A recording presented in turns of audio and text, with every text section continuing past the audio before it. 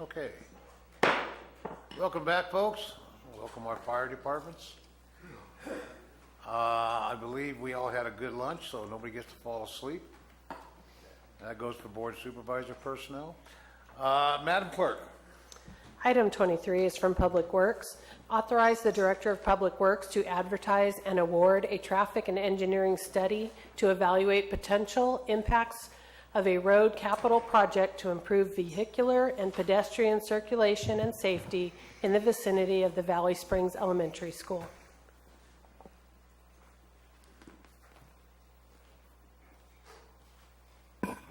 Thank you. Jeff Krovitz, Public Works. This is an issue, it's in and around the Valley Springs Elementary School. That's been brewing for decades, I have a feeling. The school is located within a residential neighborhood. As the school census gets larger and larger, you have more and more parents dropping off and picking up children, and you have more and more buses that are dropping off and picking up children at the school. So twice a day, we are getting a lot of congestion and a lot of problems that affect the circulation and the safety in that area.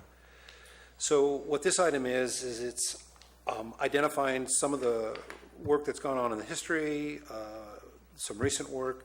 I've put together some informational items that I've been working on for the last several weeks to try to bring this forward into a fully fledged project so that we can seek funding for it. In the past, to try to solve some of the congestion issues in and around there, two streets, Sequoia and Pine Street, for one block have been made one way to try to improve circulation. School district, I know, or the school has tried several different kinds of scenarios for drop-off and pickup using adjacent private property parking lots. And it just seems to be getting worse as time is passing. In 2012, Public Works, together with the COG, put together a grant application for what used to be the Safe Routes to School program, which was then now called the Active Transportation Program, to try to fund preliminary planning environmental document on a project in hopes that it would lead into a construction project. But we were not successful with the funding because we did not come to that grant program with enough match. That program is seeking some sort of a combined match in the neighborhood of 30% of its total value to be competitive. We tried again with a different grant in 2016 called a Partnership Planning Grant. Took on a little bit larger area in and around the school to try to do some longer range planning, of which this would be a piece of it. Again, last fall we're not successful with that particular grant. So here we are again. Some of the issues that are out there fall into several categories, some of which I would call a traffic operations category, or a school bus or a school district operations, which are things that I think can be solved short term. They don't have impacts environmentally, socially, and can be done in a matter of months. If we are trying to change directions of streets, trying to change, through traffic to traffic with stop signs, regulatory, those take longer because we are required by our own ordinance to perform traffic studies and to required to analyze potential environmental impacts of those types of changes. And of course, the highest order of project would be a large capital improvement project that would include, reconstruction of streets, installation of curb, gutter, sidewalk, loading zones, unloading zones, that type of activity. So if you look real briefly at the packet that I handed you out, the first is an aerial photo from Google, and you can see a U-shaped, and I did leave several copies of this packet out in the foyer. You can see a U-shaped number of buses. There are 6 buses that are stacked up there when this aerial photo was taken that represent what the buses are doing. They're pulling into the school parking lot, they're parking, they're dropping off, or picking up students and then driving on. We're having a lot of congestion as parents are parking, waiting for their kids to either get out of school or to drop them off, wanting to escort the young children into the school grounds. So it's difficult. I've had This summer, a number of meetings, one meeting with Supervisor Tofinelli, the COG, and the school district to talk about potential funding opportunities that may be available to us to try to remediate some of these problems. And I've had a subsequent meeting with CHP to talk about their take on the traffic issues. They were gracious enough to spend some time out there and do some analysis. So if you look at the second page, these are sketches that are mostly prepared by CHP with some suggested solutions that I've provided that talk about operational issues. The first operational issue identified is the stopping or the parking of a bus for special needs children that is blocking one lane. So now we're down to a single lane that we're trying to get a lot of cars and buses through, creating a backlog. Suggestion that we want to approach the school district with is to see if there's an alternative location where we can locate that special needs bus for drop-off and pickup and keep the lanes, through lanes open. Again, that's an operational issue, so that's something that may be relatively easy to solve. The second page shows the problem statement number 2, where we have vehicles parked in a couple of locations that hurt sight distance, and so it kind of forces some cars into an opposite lane, or they're stopping, not being able to see around it. So the thought would be to eliminate some of the parking near corners to get the setback so we have clear sight distance, and we also have free movement of vehicles around the corners.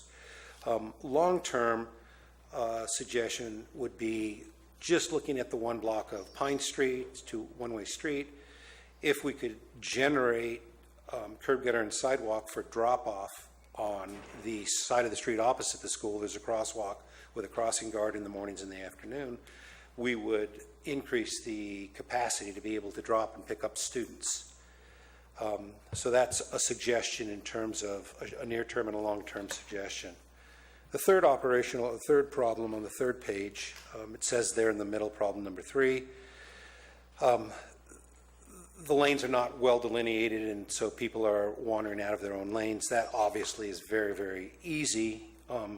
Refresh the striping to make it clear, keep people in their own lane, keep both lanes moving. Longer term, and I do believe we've got the right-of-way and the room to do it, would be to construct a pedestrian loading and unloading zone where there's no parking. It's purely for loading and unloading, and that would meet some of the operational needs of the school in the morning and the afternoon. But again, that is a larger, more expensive capital project. Fourth problem statement that they talk about that CHP noticed, and I agree, I've seen the same thing, is that Sequoia Avenue for the last block between Cedar Street and Pine Street is 2 lanes, one-way traffic. Parents are stopped and they're backing up past Laurel Street. Parents that want to get to the school to get their children are going the wrong way between Cedar and Laurel Street. Even some of the buses are doing that. So longer term, some of the suggestions is notice and education to parents and bus drivers. Please don't do that. It's unsafe. Potentially have some enforcement days so that some training could be effectuated out there during the day. And then in terms of a long-term CIP projects, there's a church down at Laurel that the school uses for emergency evacuation, potentially constructing curb gutter and sidewalk between the school and the church on that side of Sequoia Avenue, and then one more block between Cedar and Pine on Sequoia Avenue, the opposite side, curb gutter and sidewalk. Again, longer-term capital improvement project. The next sheet is a sample of a form that Public Works uses for documenting our capital improvement projects, our capital improvement program. It has the symbol up in the upper left-hand corner. And this, I put this together as a potential capital improvement project which would have to compete against others in the county to add to our program and identify funding. But it gives a description of the project. It gives some justification for the project. It talks about whether we're going to be doing the work in-house, out-of-house, talks about some potential funding, timelines, status, some initial thoughts on environmental, what it's going to do with some budgetary items, and then kind of a distribution of what we anticipate funding could be for this capital project. So we put this one together, and what everybody's eyes obviously go to the bottom line. Right now, I'm listing the project in the $4 million range, which sounds like a lot, but you have to consider that we've got external issues out there that are quite expensive. It's a route that requires a heavy structural section on the street. The street is very old and fairly degraded. So if we go in there and put curb, gutter, and sidewalk, loading zone, unloading zone, one-way streets, we would be using a roadway structural section similar to what we did at the 1226 intersection. It's all founded on clay, fairly soft clays, so you need extra thickness, extra expense. We also have problems with drainage out there that we haven't fully studied yet, and I know that there's going to be some problems. The general surficial flow is going from east to west towards Highway 26. If we expand our impervious footprint with the addition of curb, gutter, and sidewalk, loading and unloading zone, there would be more runoff. If there's more runoff, there has to be a place for it to go, and we have to mitigate that. Put together an initial take with a suggested phasing for cost on this. First phase would be sidewalks immediately, the loading and unloading zone immediately in front of the school and immediately across the street from the school as the first phase. That would also include your preliminary planning, your environmental document, your studies for the entire project, and the PS&E for the entire project, but construction on just one portion. The thinking on that is that if we have a smaller chunk, we might be more successful in getting it funded. And then it would solve an immediate problem, and then as time goes on, if it turns out to be successful or we need to extend, we've already got all of our work done, we extend it with the second phase. And then finally, I believe there's a little black and white map that basically shows you the same aerial photograph in a larger area. You can see 1226 intersection near the top of the page. You can see some dark, heavy lines that talk about the area of the impact of what the project is. And then the last thing that I've got in this list is just a little SB1 funding categories as a potential location for funding. There is formula funding, which we are supposed to be using for maintenance and operations. And we have an existing formula distribution. We will have a presentation on this at the 26th meeting for the board. In terms of getting a list of projects, that is not the category of funding at this point that I am suggesting we look at. I was suggesting we look at the competitive side. The competitive side adds about $100 million to the active transportation program statewide. Again, you're looking for a 30% match, but there's more available funding. Potentially it mean that we might get lucky. But again, we're asking for a grant. So that's essentially what I've put together. What this board package is asking is permission to advertise and award a traffic and engineering study that would be part of the eventual environmental document, so we could determine what kind of impacts we would have if we closed streets down to one way.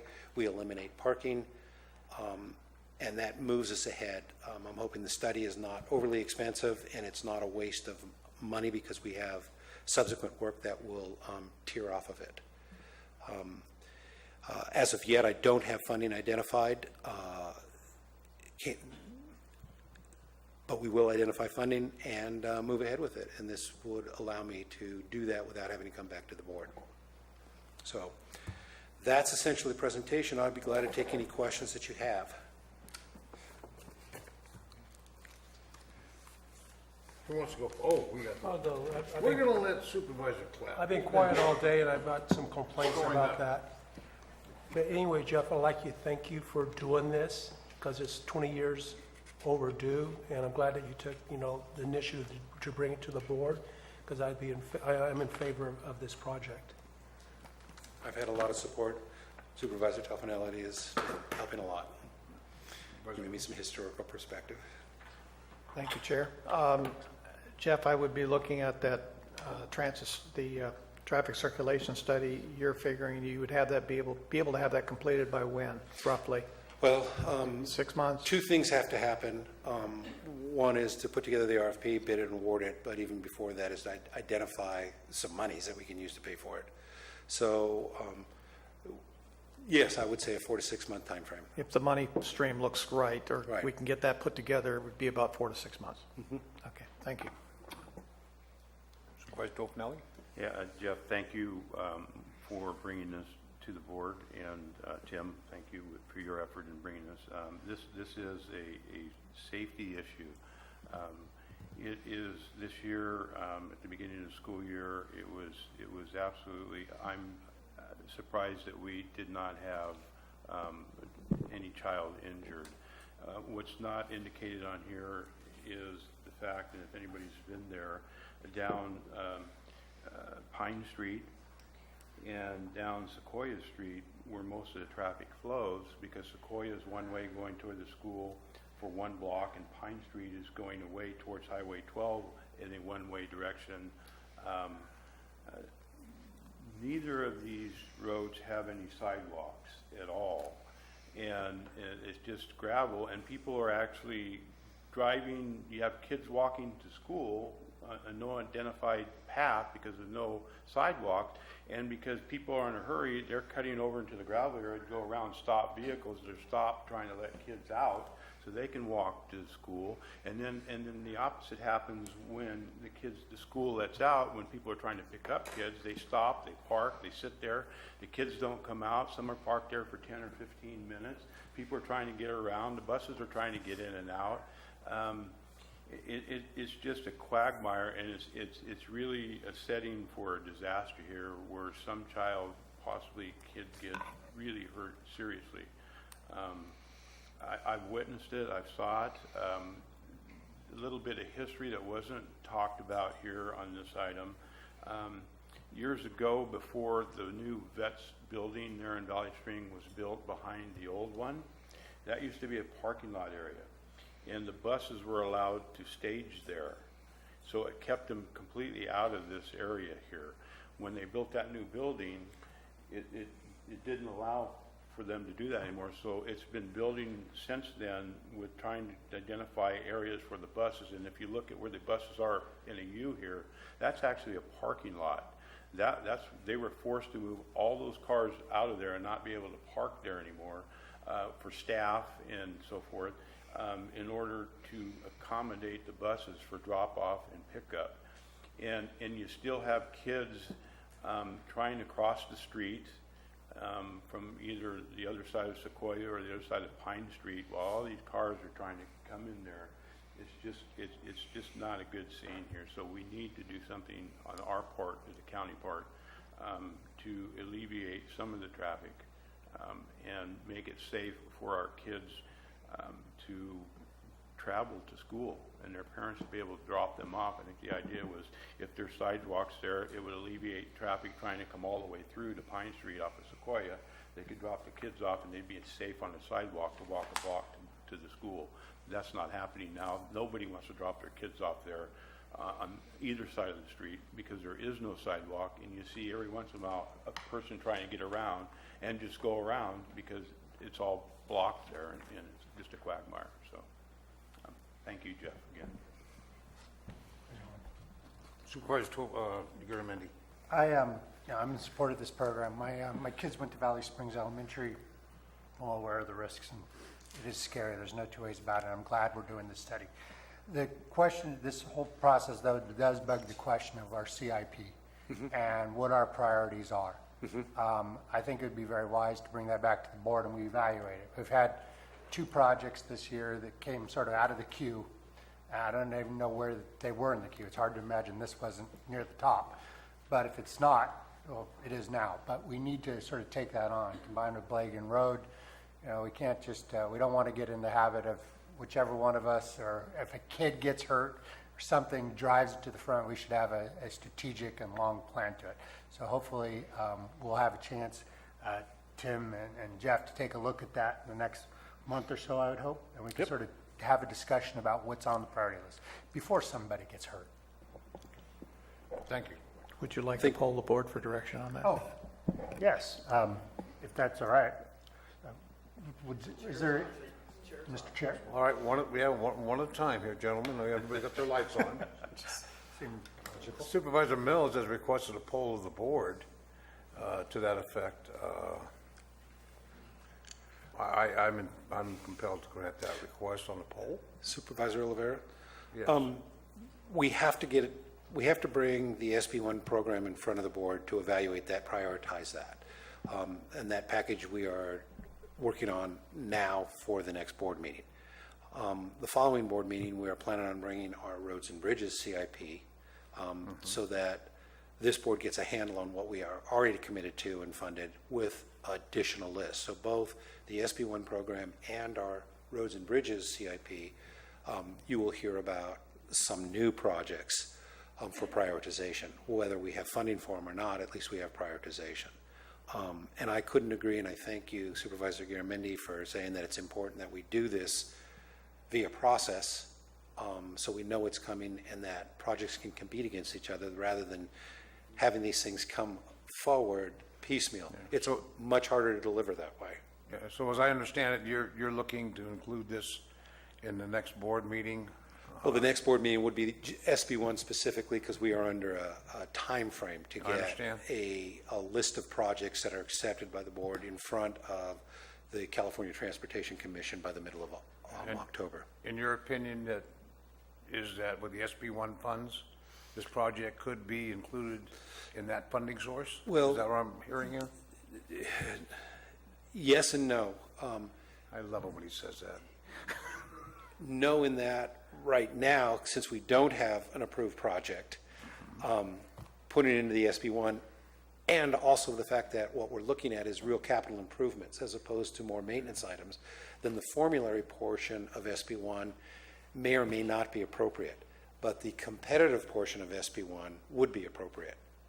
But what we still need to have an approved project. So I guess what I'm saying is that we are going to be bringing these things, and we are going to be bringing the capital programs from Public Works in front of this board for consideration, both existing projects and new projects.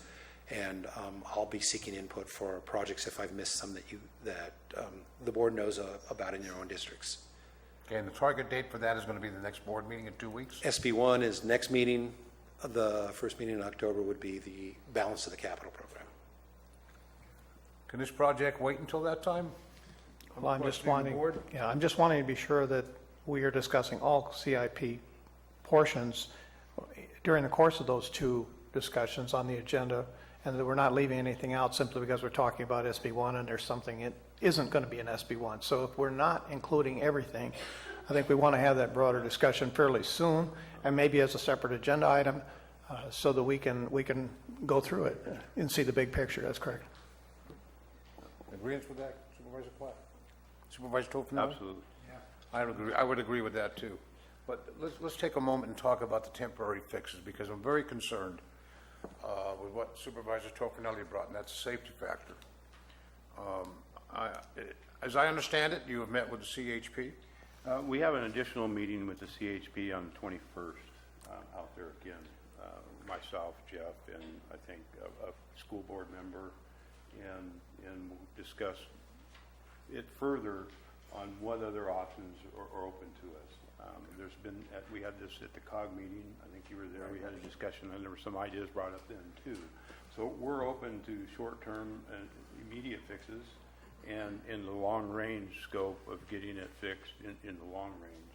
So we will have a meeting on the 21st, and I would like to have this discussed after that meeting at the next agenda item. Okay. When we come back the following Tuesday, and we can go from there again. I would hope that one of the options that's going to be discussed at that meeting Yes. is a presence of traffic control provided by CHP to address those most dangerous situations as you expressed. And believe me, I hear you, when you have cars parked on the shoulder of the road, folks just find it's like electricity. And that's when accidents happen. So in that meeting, I would hope that you would find some type of immediate traffic control to protect our children and our parents. And hopefully you'll come back with a solution for that. That is the reason for the meeting. Excellent. Thank you. Anything further, Mr. Clovis? So perhaps what you're suggesting is that this item continue to the next meeting rather than, I would continue to the next meeting and maybe an opportunity in the next 2 weeks to identify some funding when it comes back, and we can identify the funding for it and present it at that time along with any of the immediate, out of the meeting that we have on the 21st, any immediate things that we can do immediately. Obviously, part of anything that we do will have to include this traffic study. And I'm sure the CHP is going to bring that up too. But perhaps when it comes back to us on the 21st, we can have the funding identified. Supervisor Topolanyi, I believe CHP may have some funding to cover their expenses on the immediate traffic controls, the Office of Traffic Safety on a state level. We can certainly discuss You can explore that when you briefly. discuss it Yes, with them? Absolutely. Excellent. Good. So the board, is it a consensus of the board to table this until the next meeting? Okay, I'm fine with that. okay. Do we need a poll of the board for that? If you would like to table it to the 26th, yes, I would need a vote. I'm a little confused as to, is it going to be this exact same item that's going to be coming back on the 26th, or is it going to be different? It's my understanding, Madam Clerk, that this is going to be a separate agenda item on the date where we're going to be discussing our SB1 funding and things, but it needs to be a separate item for Supervisor Mills, right? Well, we'd be looking at SB1 as one item, but all of the capital improvement items as Right. another agenda item. So we're really talking about three. Three items, okay, Three that's where I'm, items, and that's where that's why I'm, we're I'm getting a little fuzzy. Yeah, The more we That's talk, the right. higher it's going to go. Just to put it out there for the constructive you. conversation we're having, the deadline for submitting items for the 26th is today at 5 o'clock. So I don't know how that's happening unless it's already being in the works. So I'm just putting it out there. It's not that we can't make accommodations and try to push items through past the deadlines, but I'm just letting you know that that's what the deadline is right now. But I think the conversation, excuse me, Chair, the conversation is to continue this item as is and possibly have some identified funding between now and then for this traffic study. That will be part of the conversation, not yeah. part of the packet. So, yes. Okay, Yeah. that's what I just wanted to clarify. Have we given you clear direction? Okay. I- All right. I hate to muddy the water, I'm sorry. Say lots. Confirming for Mr. Krovitz's edification and my own, I know we are bringing back SB1 on the 26th. We are bringing back this item continued on the 26th. My question would be on the CIP piece. I don't know if Public Works is going to be ready at that point because we had not talked about that date. Do you want to push that over to one meeting after that? That's what I was looking, yeah. Ladies then and it- gentlemen, CIP is Capital Improvement Sorry. Projects. program. We have a habit of speaking in acronyms, so, and I don't know what a lot of them are either. Yeah, we make alphabet soup up here very quickly. So if we could bring roads and bridges, CIPs, along with the major, as two separate agenda items in a meeting? And you I could be think then ready? the clarification is that the Valley Springs Elementary will be continued. Correct. The SB1 would be an item for the 26th. Correct. And at the first board meeting in October would be the Roads and Bridges CIP, Which is October 10th. Yeah. October 10th. Can do that. Okay, That was my we understanding. good? Thank you.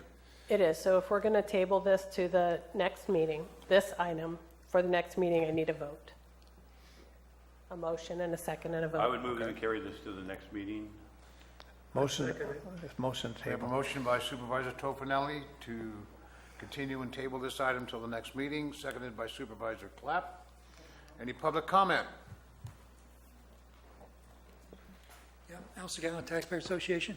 Why don't I go ahead with the short-term solution, which is to improve striping and do something with the buses to alleviate the problem right away. I understand there's not significant cost with that. And then you still can table the balance of the item to go into a long-term project, or a major project, capital improvement project. That make sense? Thank you. Further public comment?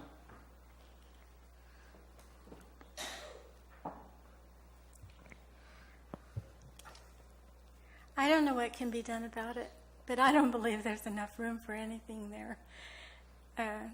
It's just like there's too much stuff going on for not enough land. And it's just too bad we couldn't figure out a way to get more land to try to alleviate the problem. The other thing is that the runoff, in my opinion, it would be really a good idea to try to capture the runoff and pump it up to a big tank and use the water to water the park and other needs that might be there. Thanks. Thank you. Any further public comment? George Fry, Chairman Oliveira, and the members of the Board of Supervisors. Years ago, I used to substitute at Valley Springs Elementary, and it was total chaos, and even recently, I've seen the chaos going on there, and it's just totally unsafe. Her comment about the water, it's my understanding that the Veterans Hall put together a way to take care of the water that ran off. If that's not correct, Mr. Supervisor Tofinelli, I think they did do that. To answer that question, for the new construction and their property, Yeah. for the vets, yes. There's a Yes. system in place to pump the water back up the hill. Right, okay. So anyway,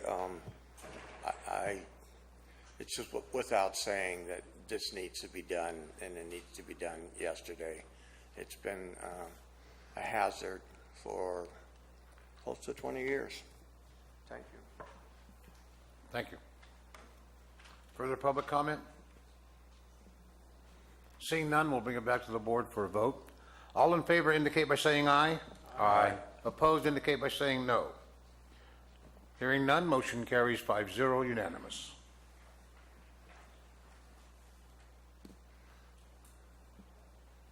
And we'll give a break to our Madam Clerk. I just kind of put a little pressure on her. Okay. Item 24 is from the Administrative Office to assign a member of the Board of Supervisors and an alternate to serve on the East Side San Joaquin GSA pursuant to FPPC Regulation 18754, and to assign a member of the Board of Supervisors and an alternate to serve on the Central Motherlode Regional Consortium. Is there anybody presenting from staff on this issue? Yeah, I brought this item forward. Okay. CAO Lutz, floor is yours. This is bringing back two items that over the last few months, there have been a number of changes, either new group formations or groups asking for Board of Supervisors support on. One in May, on May 23rd, the board received a report on Sustainable Groundwater Management Act and also adopted resolution indicating its intent to form a groundwater sustainability agency, or GSA, joining with Stanislaus, Rock Creek Water District, and Calaveras County Water District. And that's for joining the East Side San Joaquin GSA. So the first item would be identifying a board member to serve on that GSA and also an alternative. The second item is on July 11th, the Central Mother Lode Regional Consortium and Calaveras High School superintendents presented to the board on long-term plans to help develop the workforce in Calaveras County. And part of that was looking for collaboration with all the different organizations and entities that would potentially benefit, but also being able to provide the support of those organizations. And at that point, there was an expressed interest to have a board member assigned to work with that group. So this would be asking to identify a board member to serve and an alternate. All right. And we can take action as one at a time, No. as both assignments and They facility. they are one item in Okay. the system, so we need one vote for the two of them. Okay. Having heard that, is there any public comment to this issue?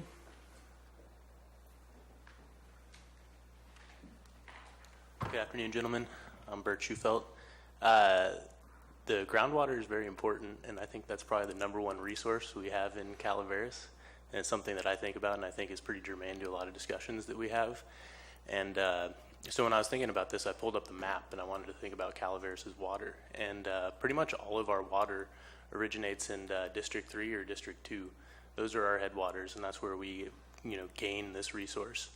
And then I think about whenever I have a question about water or really anything around my property, I talk to my rancher neighbor because he seems to know everything. He knew it was a bad vole year before it was a bad vole year.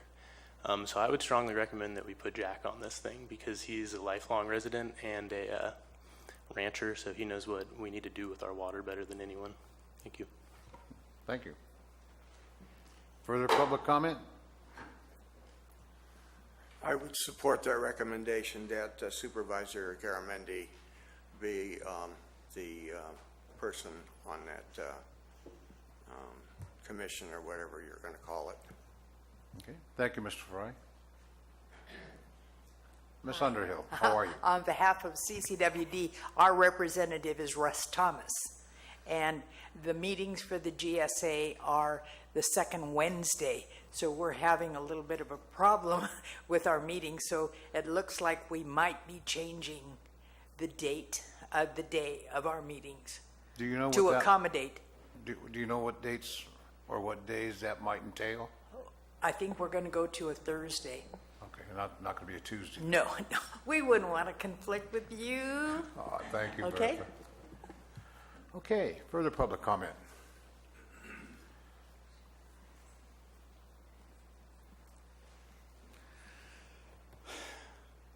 So I'm thinking, sorry, this is Cliff Edson, San Andreas. I'm thinking Jack is probably thinking, oh my God. Right about now. And, the GSA is extremely important to stay on top of. California wants our water. And we have boundaries in which they're going to consider as part of the San Joaquin Basin. And of course, we wanted to partner up with Stanislaus because they actually have resources that we don't. And they actually connect on the groundwater basin with ours in a strange way, but they do. And so, and I was a part of those meetings for about a year, I guess. It was really confusing for me because I'm not a water guy. So I would say either Dennis or Jack should probably be involved in it, or both, because it's going to take both, I'm pretty sure. It's confusing, and these people are they're after it. They're ruthless. And right now the line is going to be just Valley Springs down, but they're going to go after more. They're going to go after groundwater throughout the county, since we are a resource county, and we don't want them to do that. We want to be able to maintain our rights here. So that's my suggestion. Thanks. Thank you, Mr. Edson. Good afternoon, Raymond Smith, Valley Springs. I would like to support Jack Garamendi or Michael Oliveira. The snowpack is quite extreme up there, and I understand the source, should be put into consideration. And you do a great job as the chair of the board here. Anyways, thank you. Thank you. Any further public comment?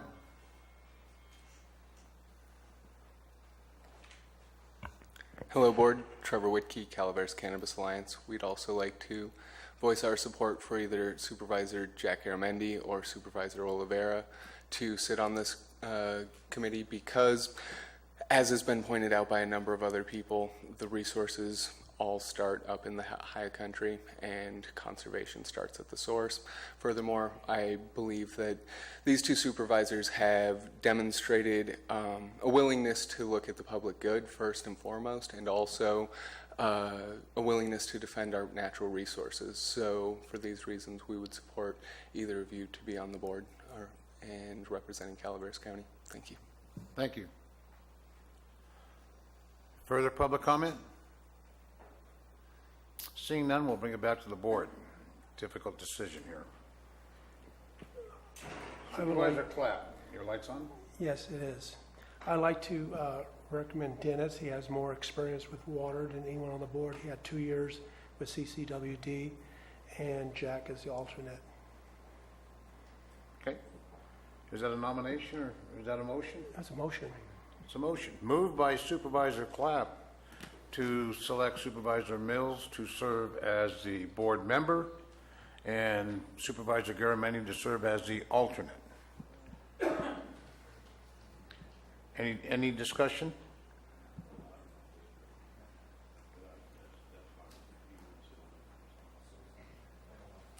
They're drawn cards.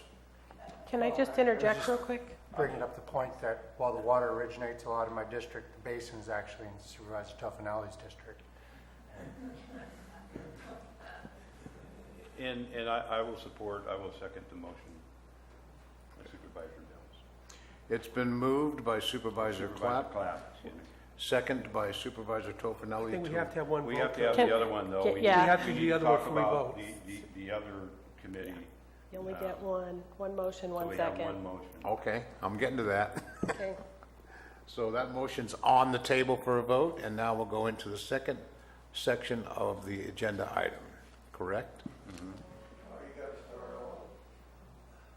No, I'm sorry. You need one motion, one For both. second for both. Correct. They have to be, if Supervisor Clapp is making this motion, he needs to be the motion on the next part as well.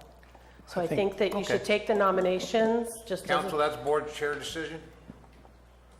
Certainly is. To sit on Central Mother Lode Regional Consortium. Right, well, I was thinking maybe the board chair would decide to vote on this particular section of that agenda item, or I can't, we have to go both. Okay, I'll set up that one. For process, wouldn't it be better for him to rescind his motion, or his second, rescind That's the motion? We'll make the decision regarding the second item on the agenda, make it as one motion and vote on it, we're done. I will rescind my second. Same here. Rescind the motion, Supervisor Clapp? Okay, that motion has been rescinded. Let's discuss the second part of this agendized item. And Chair, you wanted to sit on that committee? I do. Okay, It's good with me. who would be your We alternate? need to, I'll sit as the alternate. thank you very much, Supervisor Tofinelli. Public comment? Public comment. Thanks, Dennis.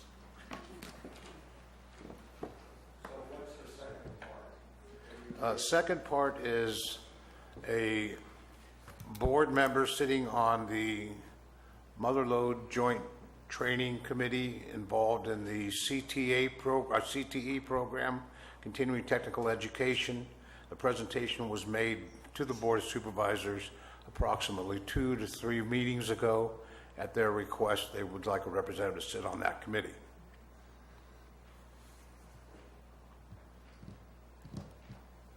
All yours. Okay, thank you.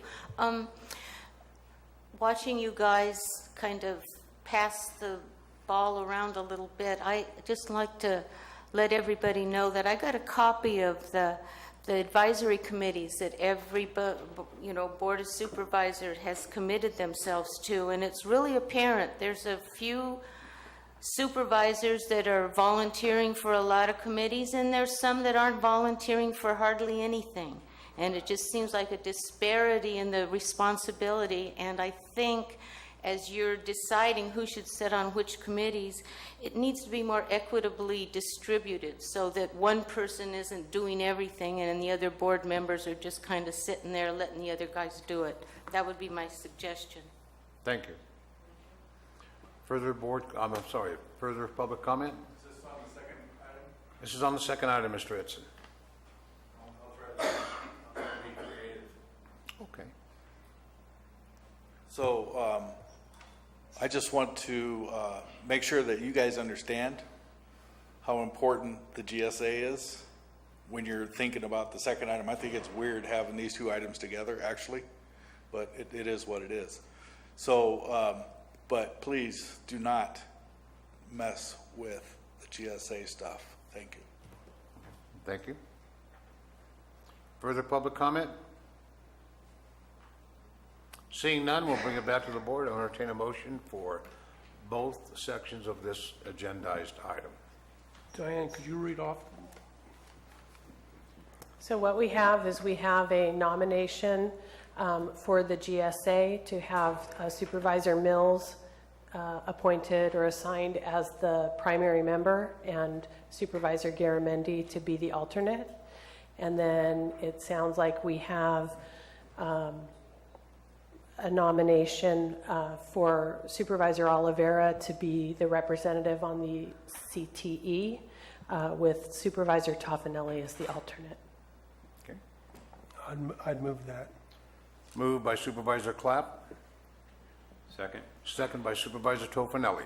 Any further public comment? Seeing none, we'll call for the vote. All in favor indicate by saying aye. Aye. Opposed indicate by saying no. Motion carries 5-0, unanimous. So are you. Okay, Madam Clerk, when you're ready.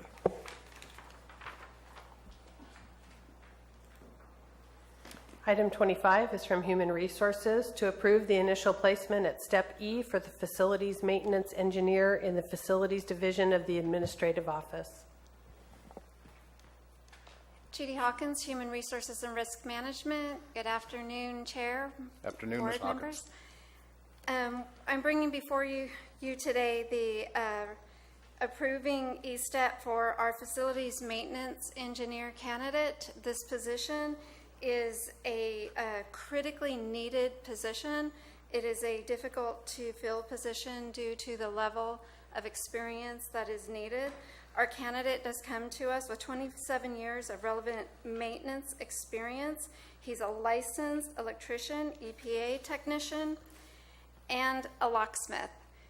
The relevance with the locksmith is doing maintenance at the jail. They will only release the parts for the locks or the locks to a licensed locksmith. So it is and bonded locksmith. So it's actually a very big deal with our jail.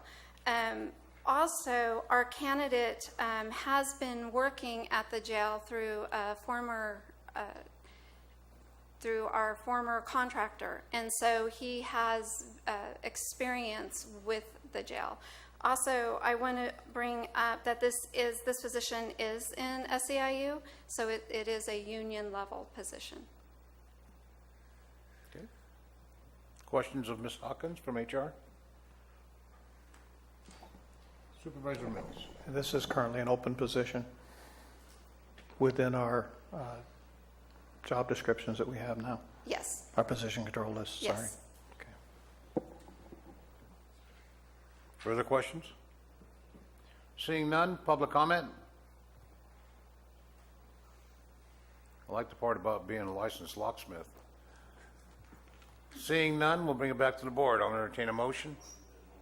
So moved. Moved by Supervisor Mills. Second. Second by Supervisor Toffanelli. No further public comment. Call for a vote. All in favor indicate by saying aye. Aye. Opposed indicate by saying no. Motion carries 5-0, unanimous. Thank you, Thank Ms. you. Hawkins.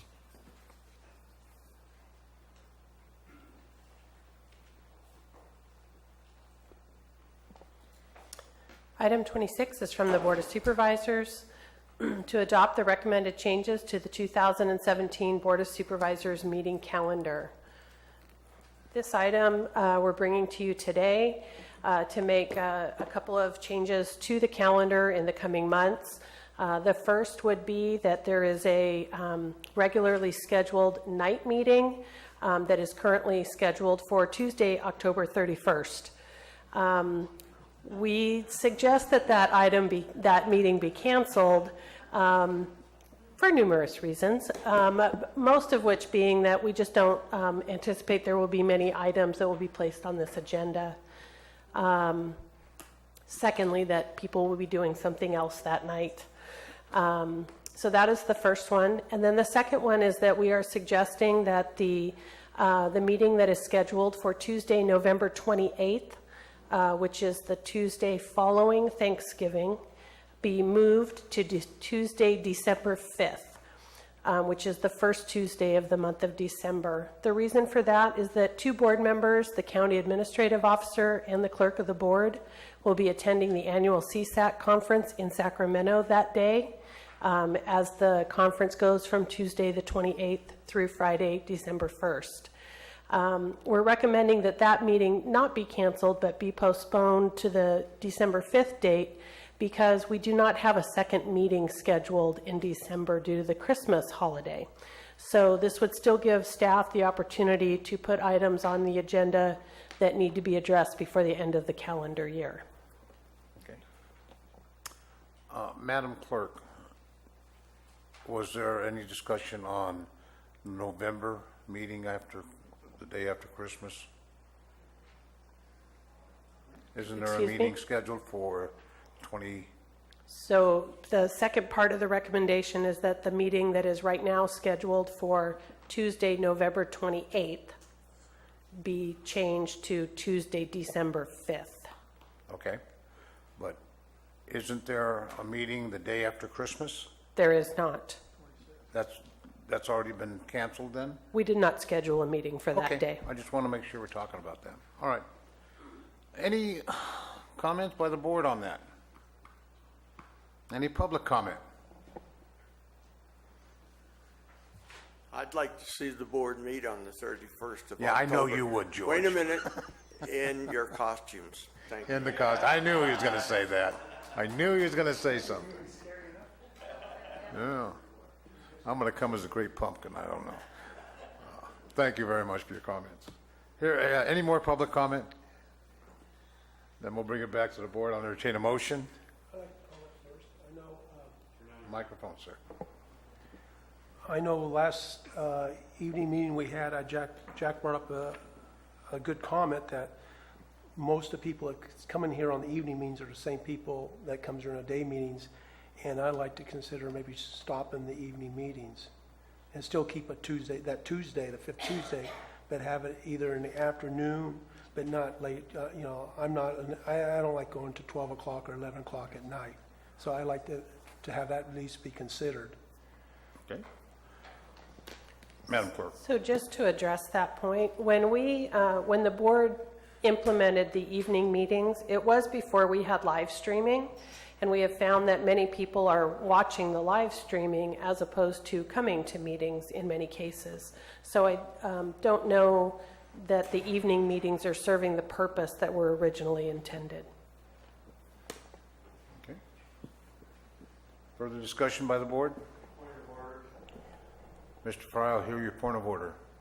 Supervisor brought up something with regard to... Sir, can I have you speak into the microphone? With regard to the last Tuesday of the month, and that's been when high school students could come and observe what goes on. Chair, I need to interrupt, but we're talking about, when we talk about a point of order, it's a point of process and how we're handling the affairs of the county. It has nothing to do with adding additional comments into the discussion. So I would call this down and say it has to stop. I have to agree with him, Mr. Fry. Okay, So your point of orders is not recognized, okay. but we've already had public comment on this? Okay. I would entertain a motion. I would so move. Moved by Supervisor Mills, Second. second by Supervisor Tofinelli. No further public comment? I didn't hear any public comment at all. We had public comment. Yeah. He did a point of interest. Okay. He wanted us to wear our costumes on the 31st. And I was going to be the Great Pumpkin. That was it. That was it. No, I'm sorry. We have a motion and a second. I'll call for a vote. All in favor indicate by saying aye. Aye. Opposed indicate by saying no. Motion carries 5-0, unanimous. We will. Ladies and gentlemen, we're going to take a 10-minute break before we go into the next agendized item.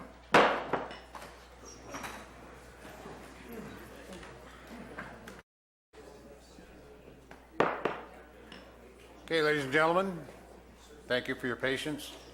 I believe we are set up now, ready to go.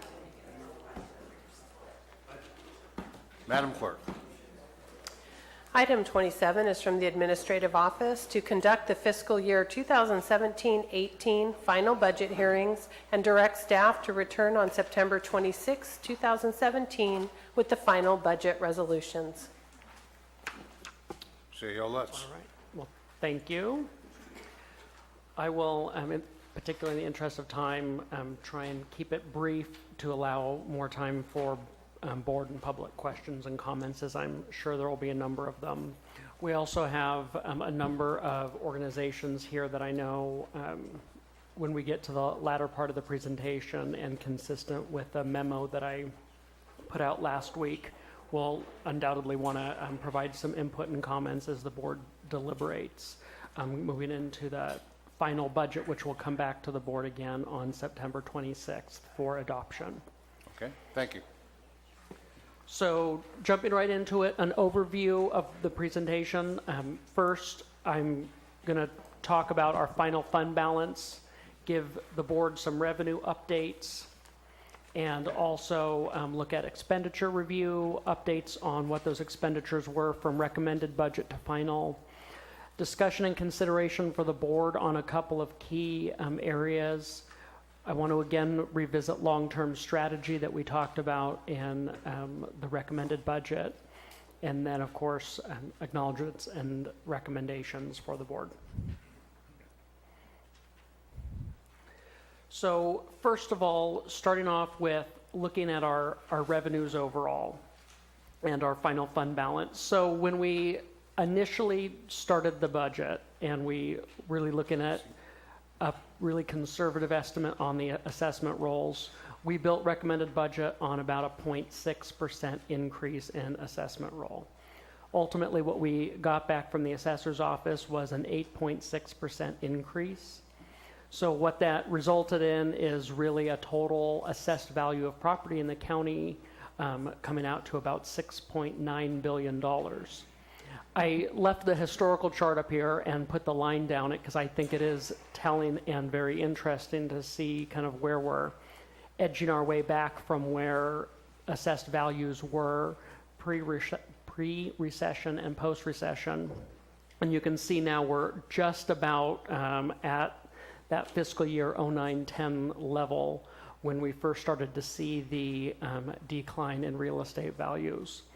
So the 8.6 definitely gave us a significant bump. This will benefit obviously not only county general fund, but our school districts, special districts, city. So the final result for the county general fund was 1.057 million increase in general fund. Looking at our sales tax, we also had quite a significant year-end close for 16-17 on our sales tax numbers.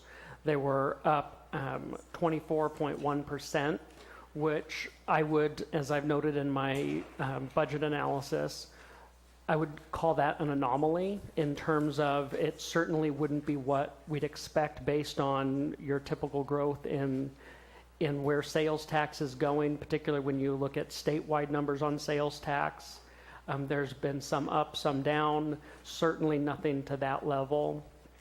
And I attribute certainly a piece of that on the Butte fire recovery being a lot of activity that's going on both with contractors in the area, but also buying materials and supplies that are going into that building. Tourism visitors, and also with illegal and legal growers in the area and purchases that might be being made. In order to maintain conservative budget approach, I've left the $2.7 million estimate for sales tax that was brought forward and recommended. If you kind of look at what is a natural trend, you could see that taking this anomaly year out, if we're seeing consistent, healthy growth in sales tax, you'd expect it to wind up there. My concern as well, we could also be looking at one of those peaks and valleys that were at the top of the peak and we're starting to go back down the valley, which would also be consistent with some of the economic indicators. Needless to say, I felt keeping the conservative approach on sales tax is the best option at this point, given the financial and fiscal uncertainty at the state level, particularly in regard to some of our sales tax. And then looking at the transient occupancy tax, also continuing to tracking with strong growth over the last 3 fiscal years. Once again, I would attribute a portion of that to Butte fire recovery, winter storms, and now going into this next year, tree mortality, all likely are causing a boost in TOT that's certainly abnormal in terms of how large it's been growing year after year. I did continue to trend that really where we budgeted, and the reason I left that at budget is that I do still expect there to be a fairly decent bump in the transient occupancy tax as a result of the recent contract with Airbnb. That'll make sure that we've kind of closed the loophole where we were missing what we estimate is a fairly sizable chunk of TOT that wasn't getting paid to the county. And then lastly, on our main revenue categories, Measure C excise tax, we billed out approximately $8.43 million. That was in the first installment sent out in May. Those are billed in two installments similar to your property taxes. And so for fiscal year 16-17, we collected a total of $24,310. All of those were commercial. Year to date this far, we've collected $2,172,778, and that's of last week. Again, that number might have changed from this point, but that number is significant because that's what I used as the budget, essentially assuming year to date equaled final collection amount. So that's what the budget was based on. Again, conservative approach, assuming no other new money coming in. Of that, for just a breakdown, just for statistical purposes, $2 million roughly of it is from commercial operations, and then $163,000 from dispensaries. So given an overall breakdown of what the sources of revenue are for our general fund, you could see,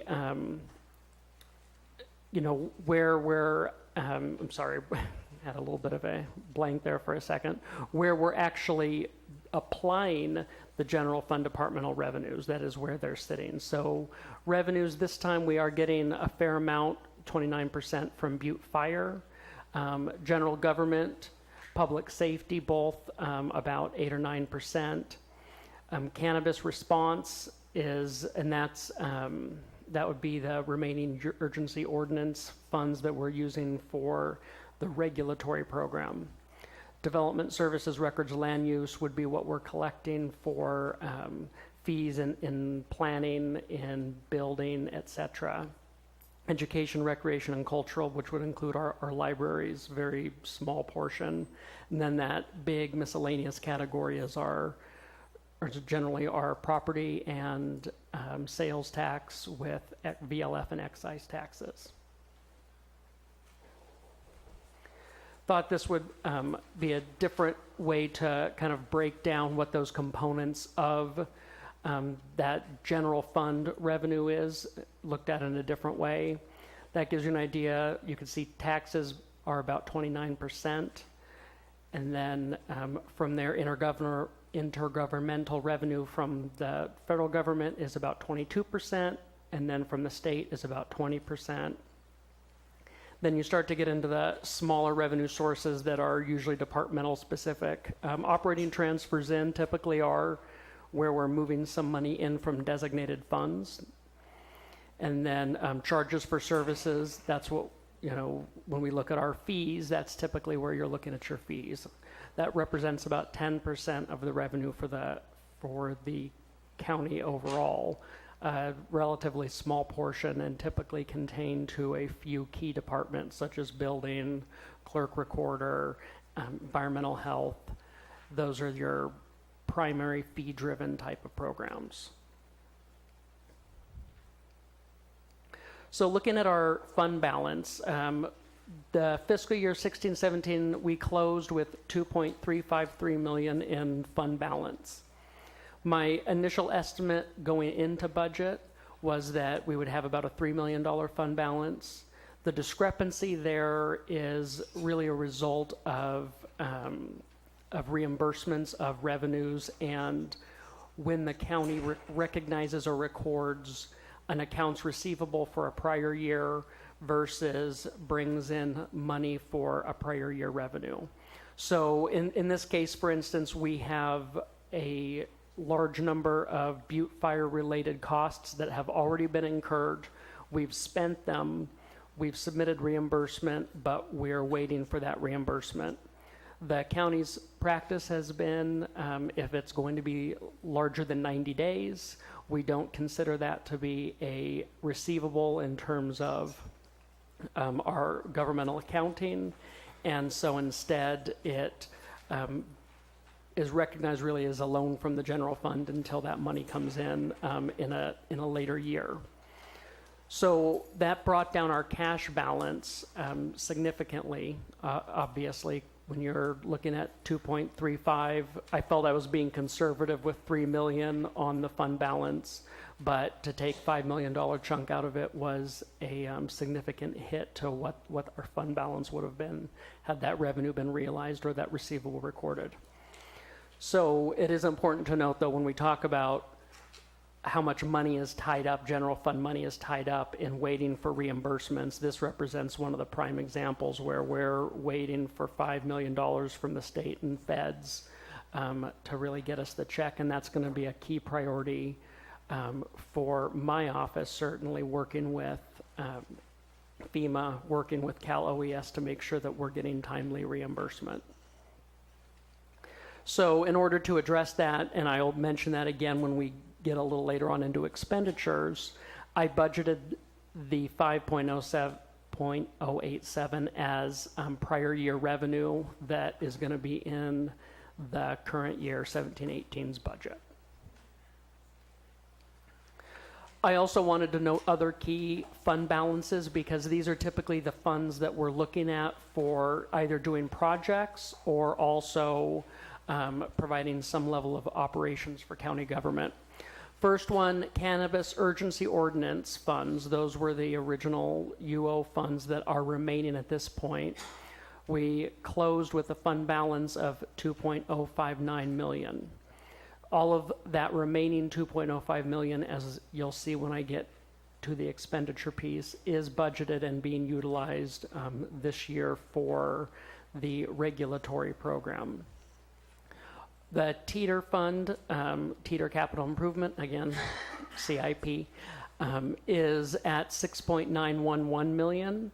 It's higher than we had originally anticipated because of not needing to use transfers, both all of the transfers from last year, but also when I originally built the recommended budget, I was using a significant portion of teeter to pull in and balance the budget. Additionally, I felt important to note the 2007 county certificates of participation. When we're looking at campus capital projects for this campus, for Government Center, that's the pot of money we have. I felt important to note that when you look at some of the deferred maintenance and some of the infrastructure projects, 2.7 is going to go quickly, which is why having a well thought out space plan that's been vetted and that we can then execute to make sure those resources are going where the biggest priority is important, because we want to make sure we're planning effectively with that little bit of money. Obviously working to leverage with some of the subvented departments, ways that we can stretch that dollar, but I felt it important to at least show the board kind of where we're at this point. And lastly, the general fund reserve closed at $4.472 million. And I've budgeted within 1718, and I'm requesting approval for a $700,000 increase to that reserve to bring us to 5.172. That would bring us to 8% of our general fund appropriations. Again, my goal, I'd love to get us to at least the 10%, and certainly at a higher level, but at this point, as much as we can continue to build into that reserve account, the better. So then moving on to the expenditure review and updates.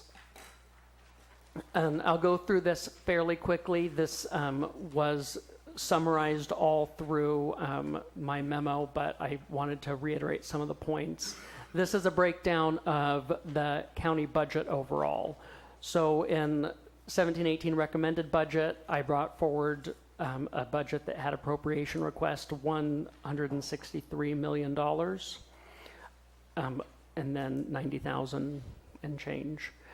For the final budget, we've actually have gone down a little bit in that and bringing a budget with 162,061 and some change. That represents about a 0.63% decrease. And you can see from the columns where our increases and decreases were, most all of our operating funds, I will call them, the operating departments or funds have had decreases.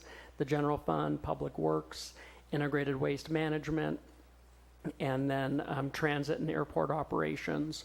Where we had some significant increases were our capital improvement projects and also a little increase on health and human services. For capital improvement, again, the departments have been heeding to the discussion about looking for infrastructure where we need to use one-time funds to enhance infrastructure to either boost productivity, and examples of software or vehicles or equipment, those types of areas where we can realize productivity, potentially have long-term savings by upgrading to new equipment. So that's part of what's reflected in the fact that our capital improvements spending has gone up, or at least the request.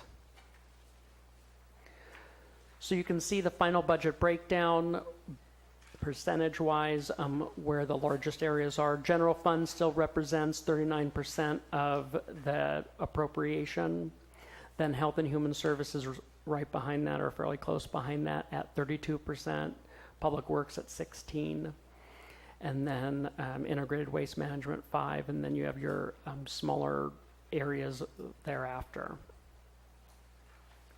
When we look at the general fund programs themselves, and again, typically I look more closely at those in terms of what, when the board has that discretionary authority on funds that don't have a specific purpose in statute, those general funds are where the board has the most discretion for kind of aligning resources and setting priorities for the use of those monies. So typically I'll focus on the general fund piece. You can see declared disasters is still a large line item on general fund expenditures, taking up 21%, which is more than our general government programs are taking up in terms of declared disasters at this point. Public safety is about 33% of the general fund expenditures. And then your miscellaneous categories are, a lot of those are your community support. And I'll get to the breakdown of what's in each of those. But that's looking at county contributions to other organizations. That's including insurance, and also, more importantly for this year on growth, is also where the general fund contingency is budgeted. So often the question, and this is pretty uniform in most government organizations, what are our biggest cost drivers? And not surprisingly, our biggest cost driver is employee salaries and benefits. 46% of our expenditures go toward salaries and benefits for our employees. Services and supplies that can include a myriad of things, the most prominent being contracted services, or if you're looking at computer equipment or specialized equipment, training, travel, all of those types of categories fall in services and supplies. And then you have significantly smaller, the little pieces of capital asset purchases, other unique type of charges that are unique to that particular department or program, and then also budgeting for contingencies, and then operating transfers out, so when they're paying back another department for services. I do find it interesting, and it speaks to the broader need to continue to look at how our ISFs are set up. I would expect, just by nature of some of our ISF activities, that the operating transfers out would be a little higher than they are, but I think it does speak to some of the changes that we need to be looking at as we get into this fiscal year, and bringing forth recommended updates and service changes to the board.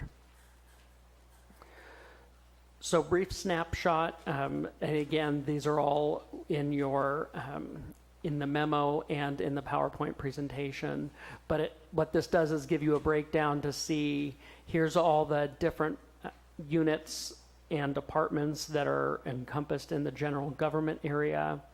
It feeds back to that pie chart where I showed you which expenditures make up what percentage of that pie chart.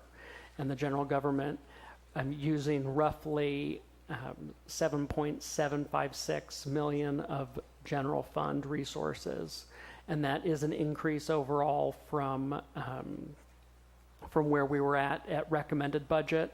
And I'll go into line item detail on the key highlights, because I think it's important to discuss what those are, and try and answer questions that would naturally arise from why we have increases in some of those. The next item, public safety, again, seeing an increase over what recommended budget was, 15,330,000. And that, again, goes to a couple of key areas where we saw some increases in, but I will be able to speak to those when we get to the next section of the presentation. Development services, records and land use, that's your ag commissioner, planning, animal services, environmental health and building. And that one, we're tracking a little higher, 1.609 million. And then your libraries also increased a little bit to 552,000. This one's different from prior budget. While it recommended when we moved forward, we did not have the cannabis registration 10-10-10-10 org key. You'll recall during the recommended budget discussions, we looked at breaking that out and creating its own separate unit where all regulatory activity flows into one unit housed under the CAO's office. That gives us a clear accountability for what's going in there and also tracking, exactly of what the activities are and total costs. Subsequent to that, for closeout, we also developed the 1010-0324 Cannabis Enforcement Unit, and that one is a Sheriff's Department dedicated unit where that is activities that are outside of the regulatory program but are geared toward enforcement of cannabis laws, abatement activities that also encompass criminal investigations or become a little more complex that are not a simple tie back to the urgency ordinance. So you'll notice on the top one, we have an estimated revenue that matches our appropriation because we are using the urgency ordinance funds. Whereas you'll notice on cannabis enforcement, there's appropriation and no revenue. So it falls out as 100% general fund. We were tagging with the increase in Measure C funds as the source that we were using for this year to offset that 981. And then the next category, miscellaneous, non-departmental, that's where our primary property taxes, excise tax, sales tax, vehicle license fees, all of those discretionary revenues come into the general fund. And so what we'll do is carry that large negative balance. I left this out just for purposes of clarity so it didn't make it confusing and you see a negative number there. And so that absorbs or basically offsets all of the other units that are using general fund. So that's why we typically always, rather than allocate it to individual departments, house it in the one unit that then the entire fund picks up that revenue. So the other pieces there, again, county contributions, which includes payments to MOE on health, MOE on the roads. That also includes any funding that we would provide to the fire districts, and that also includes any funding that we would provide to some of the community organizations like Visitors Bureau. Confusing, and I don't necessarily know the history of where the split came in, but then you have community organizations and programs that also encompasses some of those, where you typically have payments to, like I think the Area Agency on Aging might be in there, in addition to other community-based organizations that we would provide funding to. Then insurance, and then general fund contingencies. And I'll speak to this in a bit, but you'll notice final fund is at 1.57 million versus 466,000, which was recommended budget. So that increased by $1.1 million, really building the general fund contingency, providing opportunity if we need to make structural adjustments, we can. And then last, of course, is all of our disaster response, looking at it from the Butte fire programs to the winter storm to the tree mortality. Now, you'll find something strange in here, which is here we did have a recommended budget with our matches of about $888,000 not recommended. Suddenly, we jumped to a negative $4.4 million. That's because I had to bring in all of that prior year revenue into this year's budget. So it looks like we're quote unquote making a profit, but really all we're doing is recognizing that we have a bunch of prior year revenue that's now coming into this year's general fund.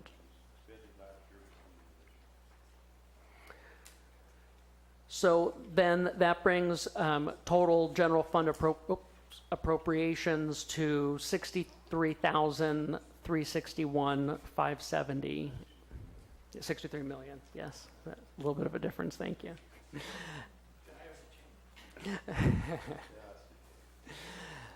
So then digging a little deeper, obviously there were a number of changes from recommended budget.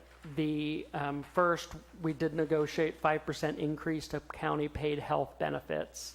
That was about a $270,400 increase to the general fund. And that, of course, hit every unit that has employees in it.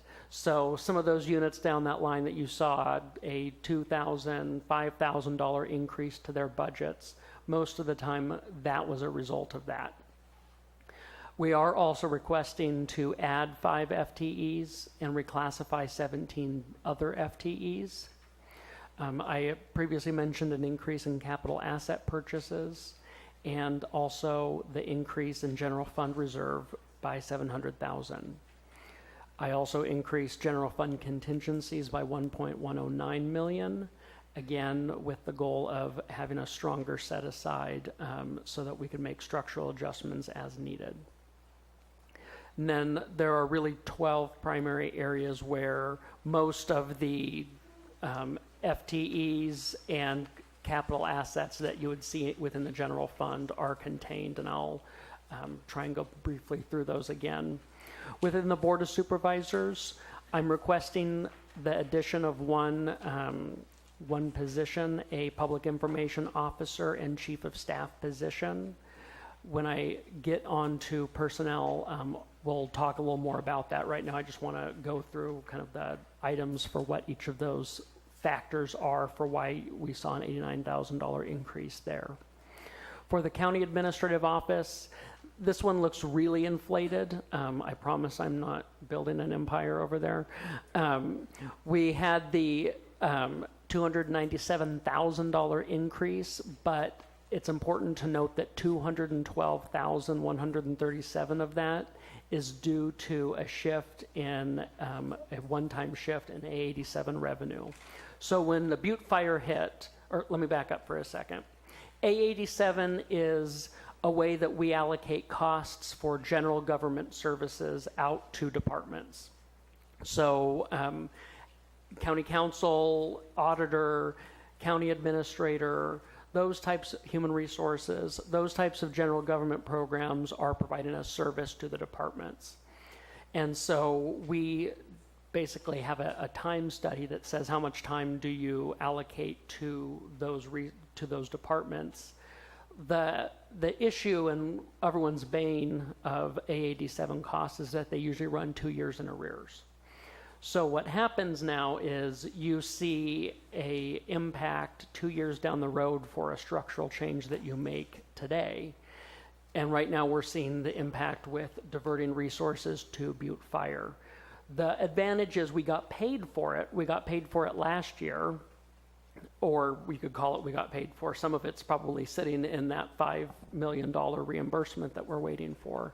But we got paid for it through CDAA, through FEMA, but right now we're seeing a reduction of it within the actual A87 distribution. Otherwise, we'd be essentially double dipping. So you'll see that A87 dip in a number of departments, primarily, again, CAO, which happened to be the largest hit, County Council, Auditor's Office, and a few others. The other reason that CAO budget did increase is I am requesting to move a limited term admin assistant from 0.5 FTE to 1 FTE. Currently, half of her time is spent, or more than half, with the extra time she's been spending on cannabis hearings. But at the same time, I would like to use that as a succession planning and cross-training, as my other admin assistant is within 9 months of retiring, or at least has indicated as such. So it gives me an opportunity to get a good succession plan in that office. And also with hiring staff and just staffing up the CAO's office, there's been need to purchase equipment and furniture. The other item, County Council, $58,000 of the $168,000 increase is due to that same A87 revenue cost shift. Then there's another $100,000 increase to contracted legal services. When I built recommended budget, I asked a number of departments, County Council included, to reduce contracts. in some cases, reduce them beyond really what the department had felt comfortable with or would recommend. At this point, I would recommend putting that money back in, and so we put that into the budget. And then lastly, and again, when we get to staffing, I'm sure County Council will provide an overview of some of the office reorganization. But I think the key point there is that office reorganization is generating roughly the net cost is about $9,700. Considering the scope and scale of the reorganization that's been really looked at and outlined over the last year and a half, I think it was a good opportunity with minimal cost and a lot of gain. Facilities, we are requesting to add a maintenance worker. That is costing us $33,700. What we're doing now is we're getting more people who have skilled trades, such as the electrician, locksmith that the board just approved hiring on as an advanced step. We're trying to do more in-house, which saves us on having to do contracted services. We get more reliability, build capacity, and then in their downtime, working on upkeep and maintenance process. Patrick's laid out a very good, aggressive plan for managing that, and this extra maintenance worker would aid heavily in those efforts.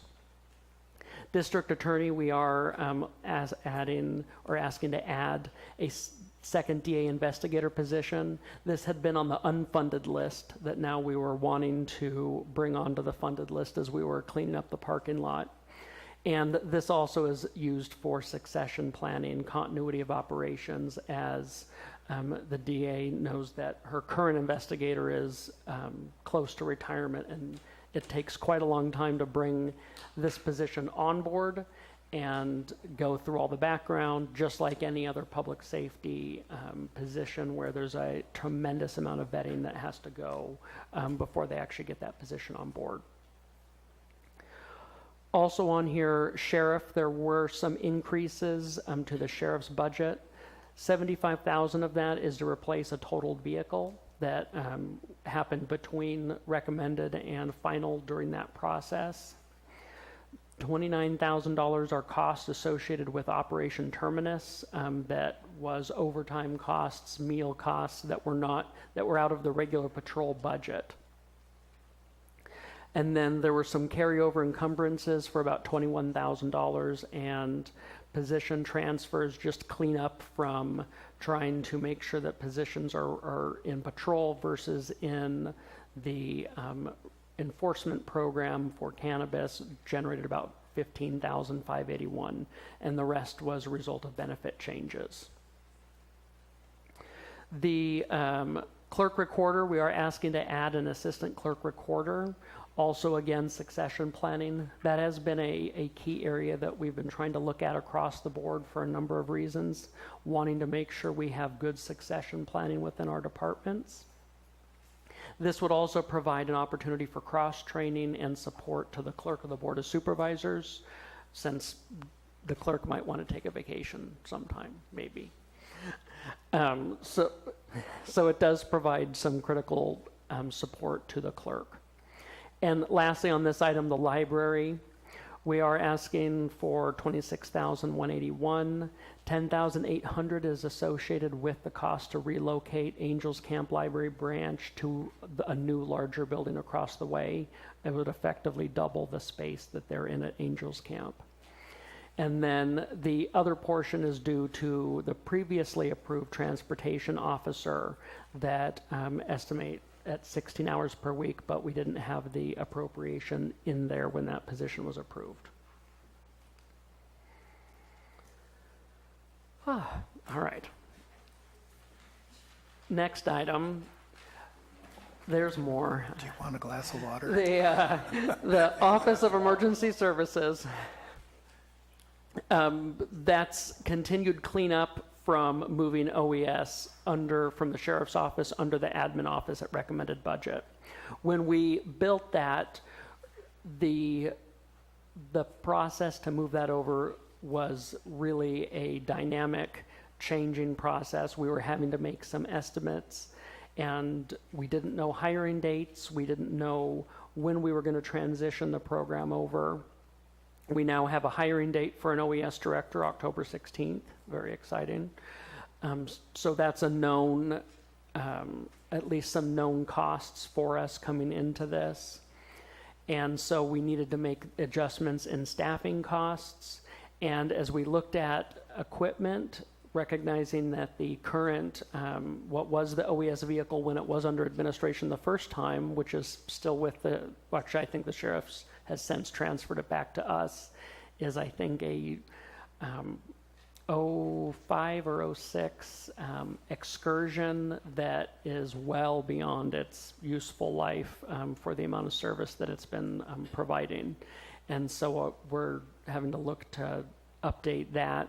With that also, computer equipment for both staff, any necessary training, and we are trying to boost the training budget in OES across the board, bringing in key training for department heads, for community responders, make sure that we're bridging some of those gaps.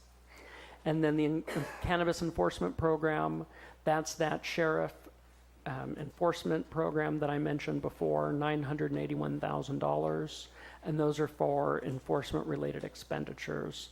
It also provides us an opportunity, rather than just leave it in the sheriff patrol budget, to clearly track the costs of what cannabis within the county, whether it's urgency ordinance, whether it's non-urgency ordinance. We know these are assigned to these details, these functions, and we can see those costs.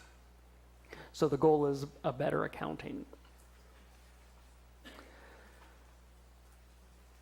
So the last two items that are going to come back for board consideration, in Unit 1010-0120, which is our community organizations unit, we have a $53,720 increase. There's a temporary decrease there one time that was due to the CAL FIRE dispatch contract. We didn't pay last year. We didn't have to pay last year, but we had transferred the money. So we had fund balance sitting in the county fire budget to pay that dispatch contract this year. Rather than continue to carry fund balance, we used that fund balance to basically pay that cost down this year. Next year, that would come back for our regular contract cost. There's also a $322,688 set aside for fire districts, and again, that'll come back for board consideration. And that also represents a methodology change in funding of the Calaveras Visitors Bureau. The last unit, Unit 1010-0140, also that community organizations and programs budget has a $50,000 increase. That's been a set aside for the board to consider allocating funds to Calaveras Chamber of Commerce that has requested funding assistance. They'll be coming back on the 26th for our presentation, but in the interest of keeping things clean, I wanted to at least have a set aside in there and call it out for the board's attention. So I will ask Judy if, I thought I saw her back there, if she wants to talk, or do you want me to, Judy's under the weather today, the trooper that came in that I told her go home, and said she came here to get everybody sick.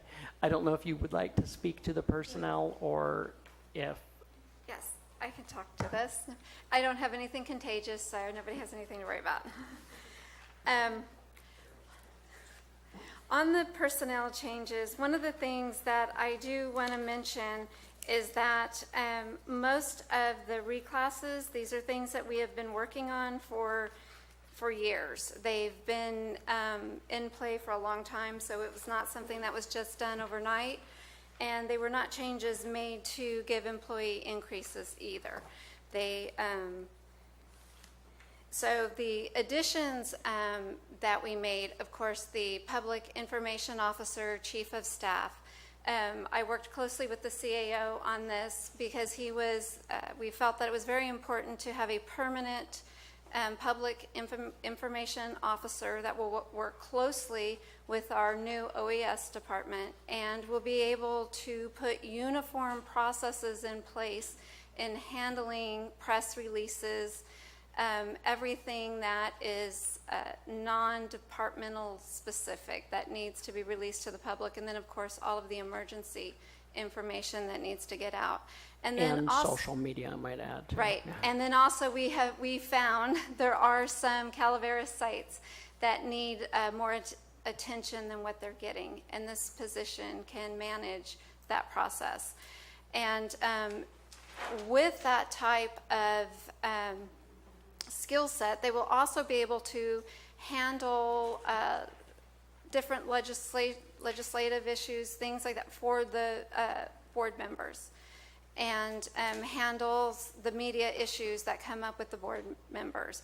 Also be able to handle different type of responses to constituents. So it was just a position that covered 2 different areas that were in severe need.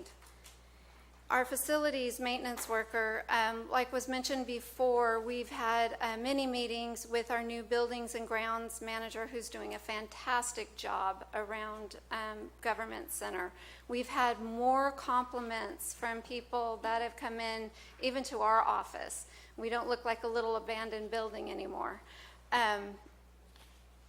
And in these discussions, he's really not wanting to bring in contractors or putting things out to bid. He wants to be able to manage the different projects himself, and being able to bring in this position will allow us to save money in the long run. The DA services technician, this position, we will actually be swapping out positions. She has a office tech position that will be going away in a couple of months, and so the funding from that position, we will not be adding a new employee until that one goes away. The DA services tech, the job duties for that, we added this classification, I don't know if it was that recommended or before that, but we worked on the job description and put together a position that better suited the needs of the DA's office. The health education specialist, this is a grant-funded position, and this position is tied fully to a grant.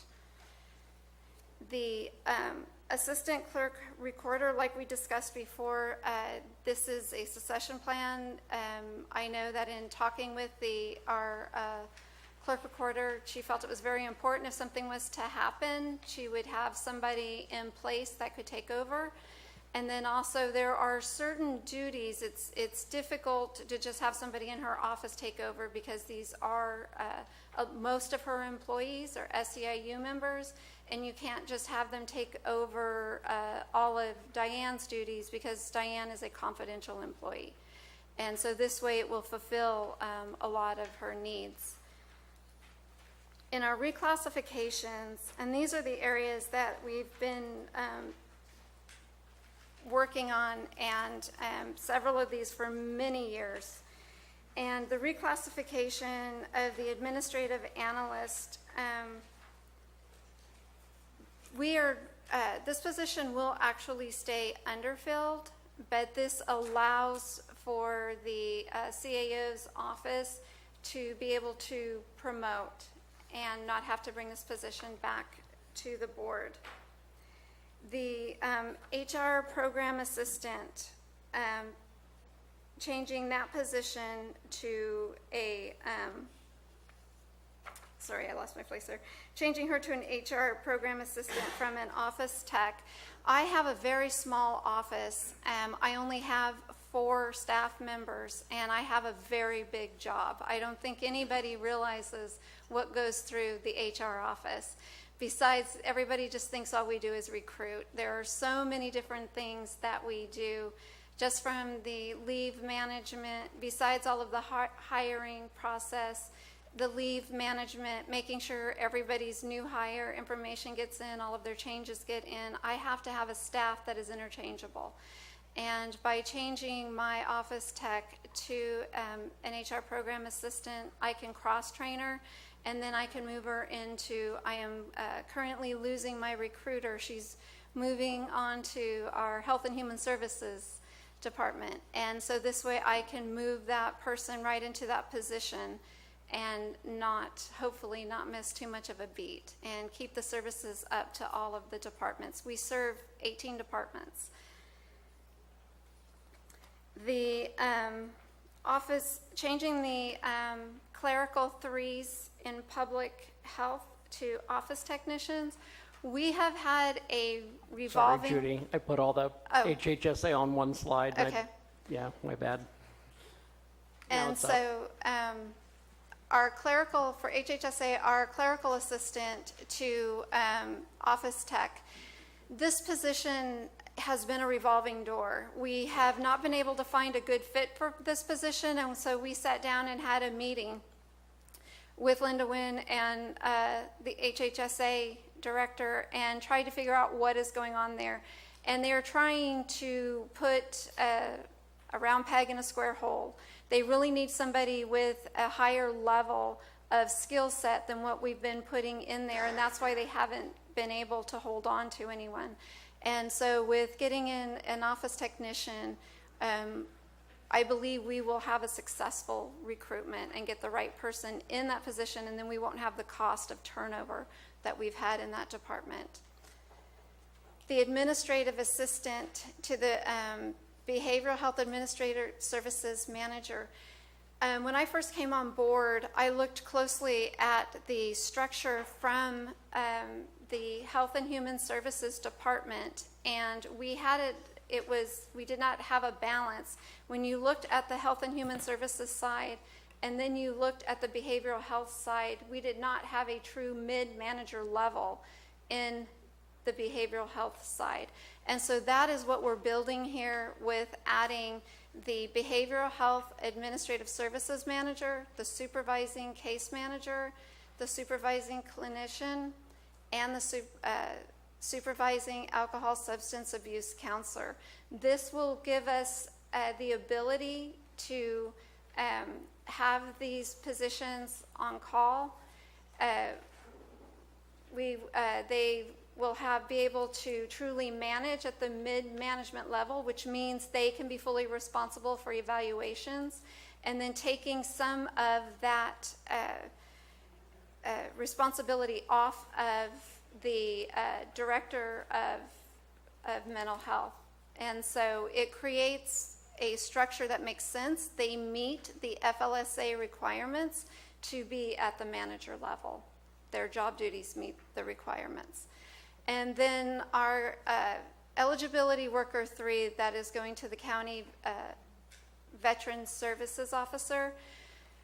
To meet the requirements for the funding for a Veteran Services Officer, we had to reclass this position. The job duties, we had to make sure that we had this person classified correctly, or we were in danger of losing the funding for that position.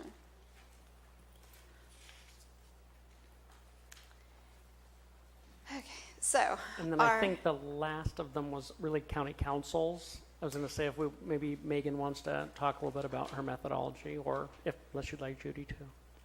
I was just giving you the opportunity.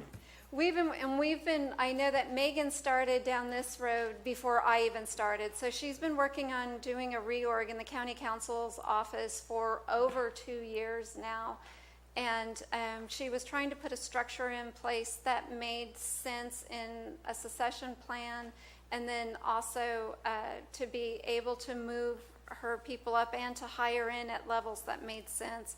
And we actually took the same salary structure within 1 penny from where the A step from a county council 1 started, and from where the E step of the assistant county council.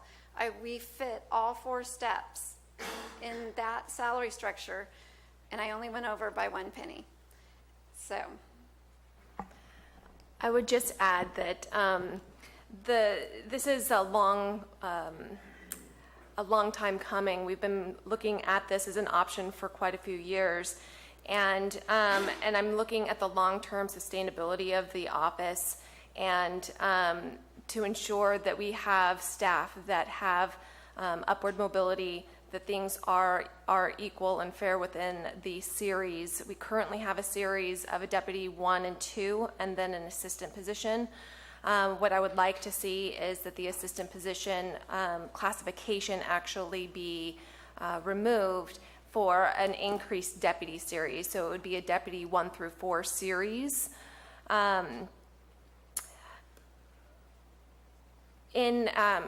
The board, if the board recalls, during the retreat, we did talk a lot about long-term planning, looking to the future of what staffing needs were, potentially bringing on employees that are millennials, and how do we recruit millennials, and how do we ensure that they are continued to be, that they see opportunity, that they see growth, and that they are continually challenged. And this reclassification is one step toward doing that and providing an opportunity for that within my office to ensure that that all of the deputies within my office have similar career paths and growth that encourages long-term deputies within the office so they can devote a career to this county rather than seeing the position as a stepping stone position and moving on to another jurisdiction. It also encourages, this new structure also encourages a wide range of candidates. So when we go out and we open a recruitment, they see the opportunity within that series. And so I'm hopeful, and I believe that we will see a very impressive pool of candidates when we are able to recruit for positions. And the other reason why I'm bringing the reclassification or the restructure, the reorganization to the board at this point is because we anticipate scheduled retirements within my office. And with those scheduled retirements, it actually it opens an opportunity for this restructure to essentially be done seamlessly. And I foresee in this fiscal year actually being a profit to the county in the sense that there will be a cost benefit in doing the restructure because of the retirement and backfilling in the deputy series that isn't as at the level that the position is currently filled at. And one of the things I'd like to mention, a lot of these reclassifications, there were not increases in the classification. Many of the HHSA positions, there were not increases in the classifications, or there was a very minimal change. Also, the environmental health technician that we are reclassing to the registered environmental health specialist, it is the intention of the director of the department to put a trainee in that position. And so, because that trainee can do all of the job duties of the technician, but then we're growing up a registered health specialist. Those are impossible to find. No other counties can find them either. But trainees, we can get them in-house, and then we can assist them into getting registered, and then we have an even a better educated employee. So those are. So and then with also say, in the interest of time, I don't think we have to read each item on the parking lot as much to acknowledge that this is what has been, I think, a position control nightmare for HR for the last 10 years probably. Yeah, I think for quite a while. And we took all of the positions on the parking lot. I met with many departments that had positions of concern. I met with the sheriff's department. I talked with the assessor, and there were just 2 positions that we kept. One, the district attorney they were unfunded position. They weren't technically on the parking lot. And one of the things that we are aware of is that if a position needs to come back, we can bring it back to the board. That if something is unfunded, technically it has to come back to the board anyway. Thank you, Judy. And hopefully as well, in this final budget, the summary, the board did have position control list. And again, that control list does not reflect any of these new positions or reclass positions. A finalized list would then come back on the 26th to the board to adopt based on the recommendations today. Moving on to discussion and consideration, we're almost there. So there were a few items that I mentioned before that do require specific direction and discussion, really deliberation from the board. The county fire district funding, Calaveras Visitors Bureau, and the TOT or transient occupancy tax funding formula, Calaveras Chamber of Commerce funding, and also there was a request to bring back the Economic Development Office and Director position. So regarding the fire districts, the board will recall on August 29th, the last meeting that we had, we made a couple structural changes on how Prop 172 funds would be dealt with and accounted for within the county. And at the same time had a discussion about the fire districts and the fact that historically the county has really not provided any allocated support to what is a vital public safety net within this county. So within that, the board did ask the CAO to meet with the fire chiefs. I had a meeting with them, able to discuss some options, and a number of options were looked at, including Proposition 172, transient occupancy tax, using excise tax money, and also water enhancement fees. And we came to a general agreement on some of the items and also felt that others needed to come back to the board again for more research. The ones that we really, I think, came to an agreement on Prop 172, the district's request was initially 30% of the 172 funds. I felt at this point that 10% is a more realistic, and that gives us an opportunity to revisit this arrangement as we move forward, but I don't feel that we have enough certainty on revenue to commit to 30%. I also looked at the transient occupancy tax, which was discussed at I'm sorry, let me back up. 10% of the allocation of Prop 172 would be about $172,000 to the districts.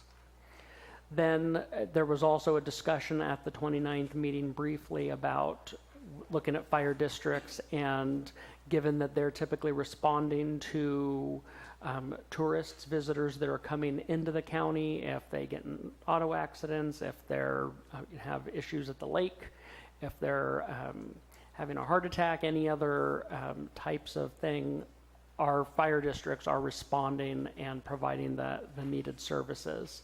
So within that, then looking at if we change up the funding formula on the transient occupancy tax, and instead of doing a 33% allocation amongst 3, to do a 25% allocation amongst 4.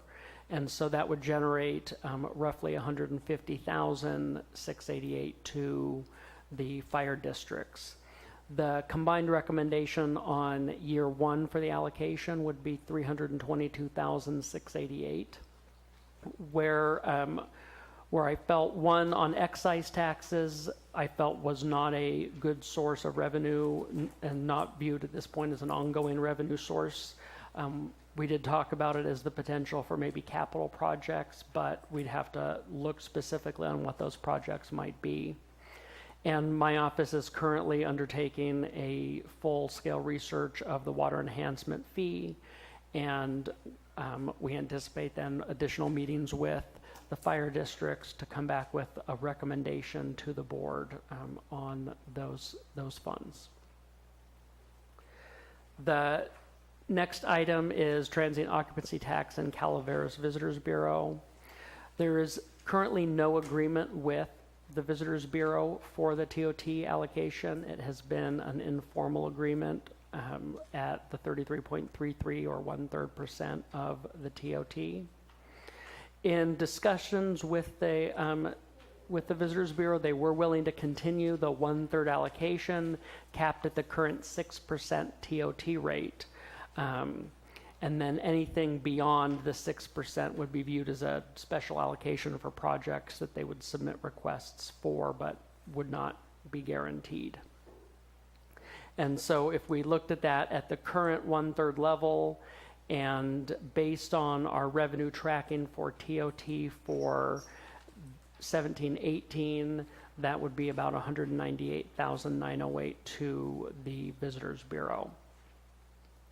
I wasn't able to get a better agreement or a better terms of a negotiated agreement with the Visitors Bureau. And given the competing resources across the board and looking at kind of options and practices, I felt that a recommendation coming back would be 25% allocation, where we're splitting that funding formula as 25% sheriff, 25% roads, 25% Visitors Bureau, and 25% fire districts. That would result in $150,000 based on the current TOT rate. However, as we've discussed internally and looking at options, if the TOT were increased to a rate of 10%, based on today's activity, we would see our total increase go up by another $401,835 to bring our TOT to just over $1 million. Under that scenario, because Visitors Bureau would not be capped at the 6%, their allocation would actually raise to $251,000. So it provides potential of a long-term gain, although short-term capping or reducing that percentage amount.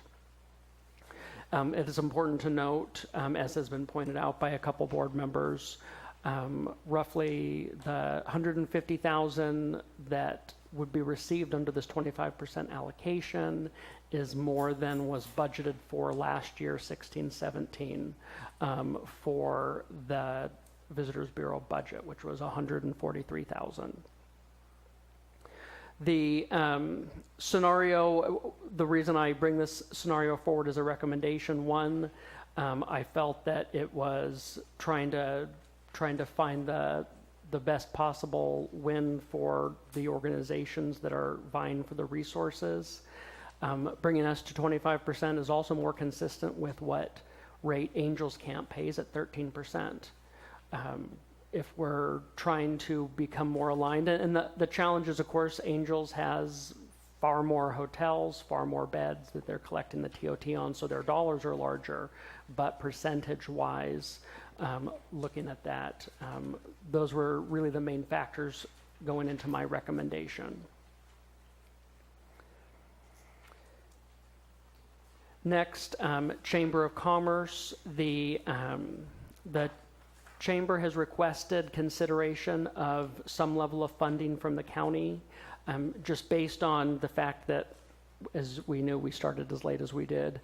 It wasn't conceivable to really have them provide a presentation today to the board, but they are scheduled to come on September 26th to the board with the goal of highlighting accomplishments and also discussing the possibility of some level of funding.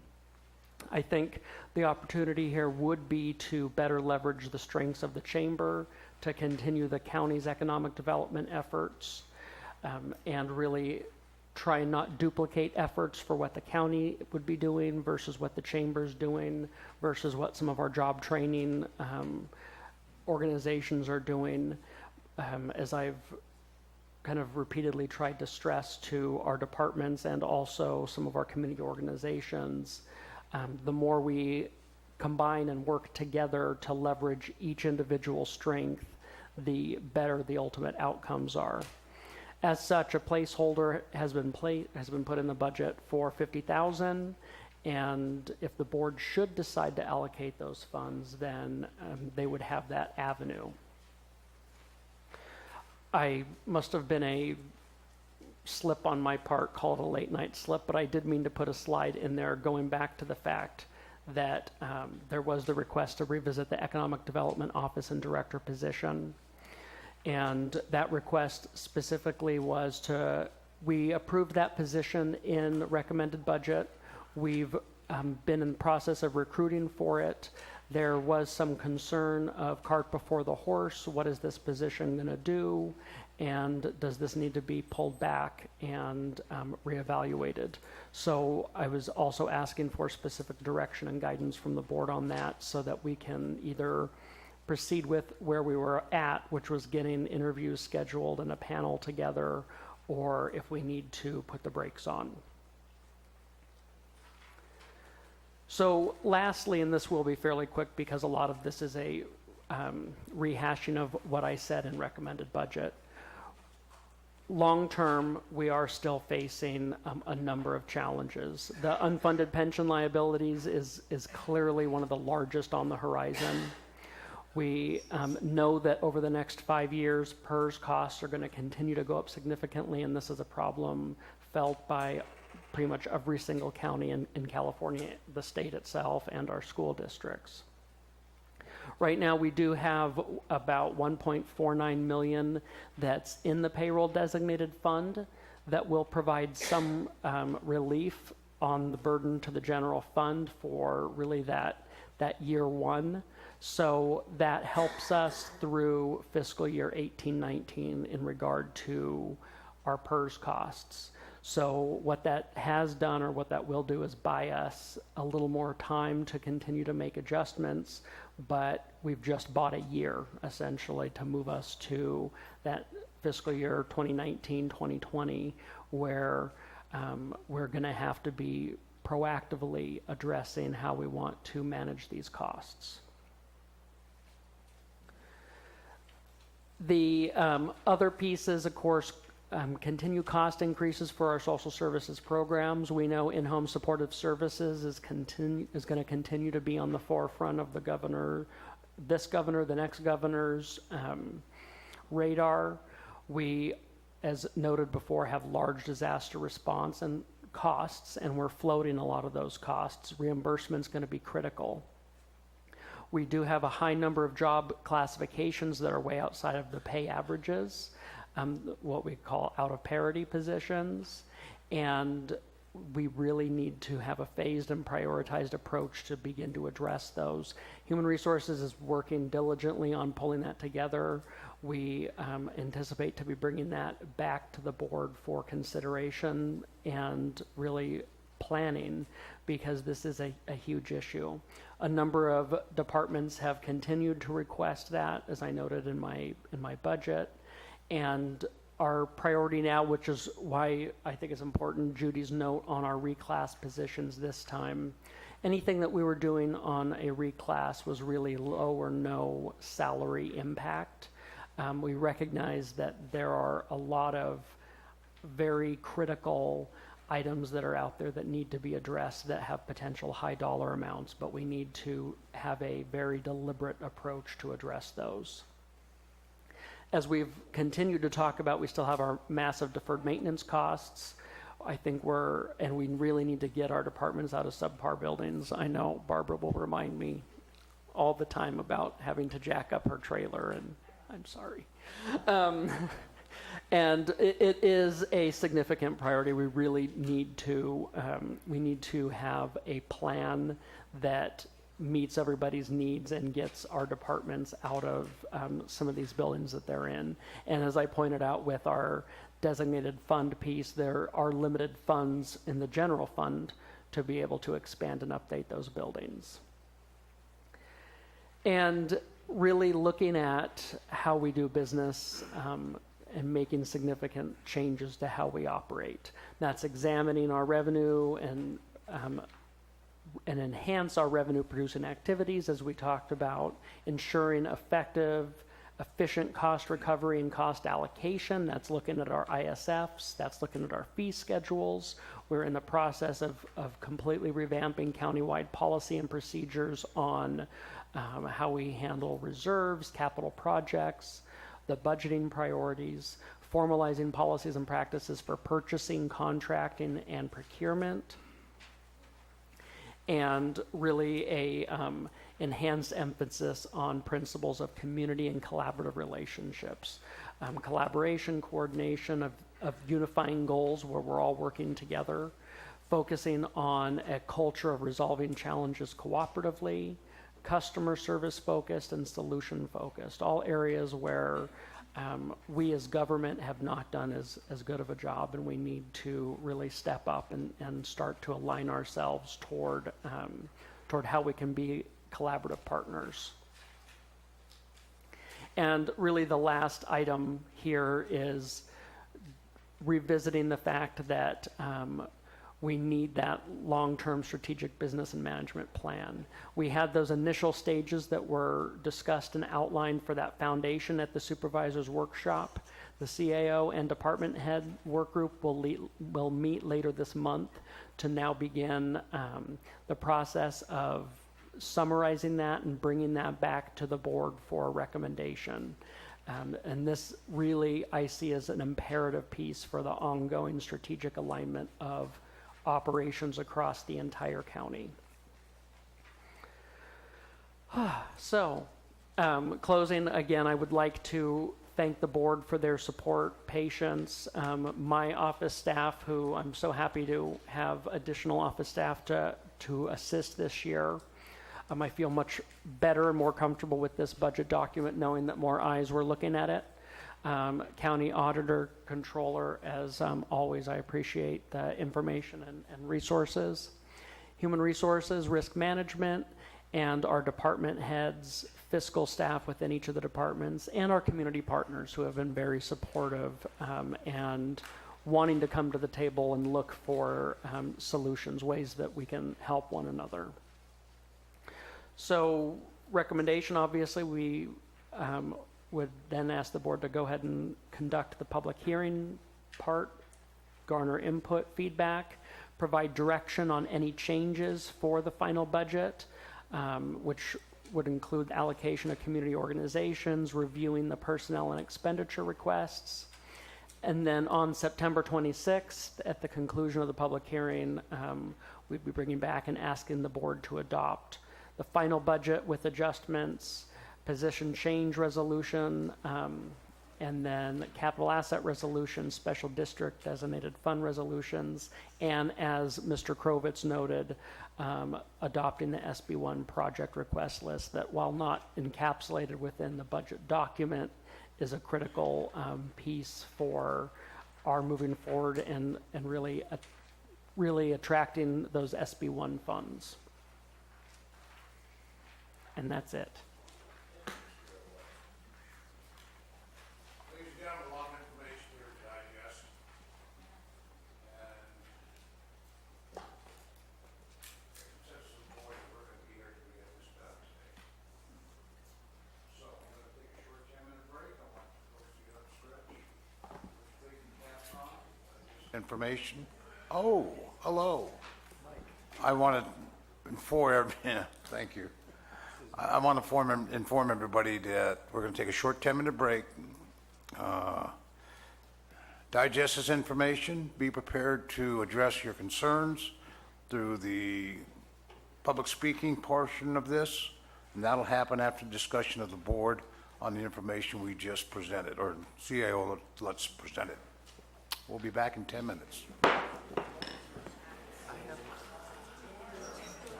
Turn the light on. Okay, ladies and gentlemen, we're going to be going into our staff presentation first. Then we'll be doing a discussion with the board, and then we'll have public comment. I want to remind everybody that everybody has a lot of information to disseminate, so I want you to think about structuring your presentations. If you have more than one member here, that would like to speak from one organization or one department, if you can time your presentations so we don't have repeat information, so we can get through this. All right? Mr. Chair, I was just going to say at this point, I didn't have a specific request from a department to actually provide a presentation. Obviously, department heads are here and the ability, if they wanted to provide input, we kind of left it a little more flexible rather than a formalized presentation structure. By all means, Mr. Lewis. I think we're ready to begin. First staff. Auditor Collin, how are you? Good, thank you. So I just had a couple things. The one thing on the pensions, and Tim and I had discussed this, so I was kind of surprised that the plan is to spend the entire amount in 18-19. Is that what you're proposing? The entire amount of the... I think a lot would depend on what the costs are to the general fund and those departments. So it would really be spending those funds, even if we used a portion of them in 18-19, there wouldn't be a sufficient amount just based on the increases by probably 19-20 at this point. Right. So one of the conversations that I've had with CAOLETs and that have been discussed at length with auditor controllers all over the state of California, and really it's all local entities that are not a 1937 Act county or agency, which means you're part of CalPERS. We're all going to be experiencing this, where there's going to be these massive increases in pensions. So there have been several ideas thrown out there as to what's a way that we can help insulate ourselves. And one of those is through a rate stabilization trust, an IRS Section 115 trust. So that would be something that I would recommend looking into and taking the funds that are in that payroll fund and actually looking to establish an outside partnership with an investment firm. And really what you're trying to do is earn more than CalPERS would. And we would have more flexibility and capability of doing that. And then we could use those investment returns to help offset those increases. And so I would think that instead of using 100% of the funds in 18-19, if we could look at establishing a rate stabilization trust, we might be able to actually use that across multiple years to help offset those expenditures. Okay? So I would recommend that the board give direction on that about my office and the CAO looking at that as an option in the upcoming years. I am one of the departments that was in the paragraph about that there are parity issues that were not dealt with in the final budget. And if you recall in my recommended budget memo, I did bring that up, that there are some major issues in my office. And just to give you a little bit of history, the Auditor Controller's Office used to have a lot more staff, like most every department that's here. When the Auditor Controller's Office lost staff, they basically lost management and higher level accountants. So I have lower level accountants and lower level staff that picked up the work from the highest level accountants that we used to have. And they have continued to work out of class, and they can clearly document their working out of class for years. But the problem is it's becoming more and more of an issue because classifications are being created around the county and in other counties that are compensated at a higher level than the staff in my office, have lower education requirements. But to give you an example, my highest level accountant, an accountant auditor 1, who has a bachelorette degree requirement and has experience requirements in accounting, advanced accounting, makes less than an administrative assistant who has no educational requirements and no requirement for accounting. That is a disparity problem that is kind of hard to deal with in my office because it's just kind of demoralizing. And what's happening is they see that they are having to take on all this work that they're really not being compensated for. And, the frustration that I'm having is This has been a dialogue that I've been having for years. I have had this discussion now with the current HR director, the interim HR director, the former HR director. I've now had this discussion with 6 separate CAOs. No one has ever said, Rebecca, you're wrong.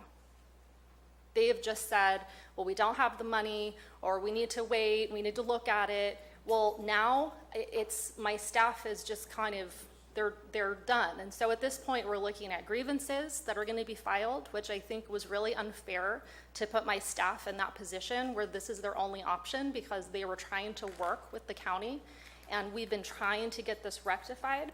I was made promises basically that this would be corrected as part of final budget, and nothing has happened. So I would strongly urge the board to have the HR director and the CAO look at my staff and make things right by my staff. At this point, I didn't even care about me. Given the fact that I'm one of the lowest paid auditor controllers in the state of California, fine, but don't penalize my staff. Okay, thank you, Ms. Callen. Any other staff member wish to speak?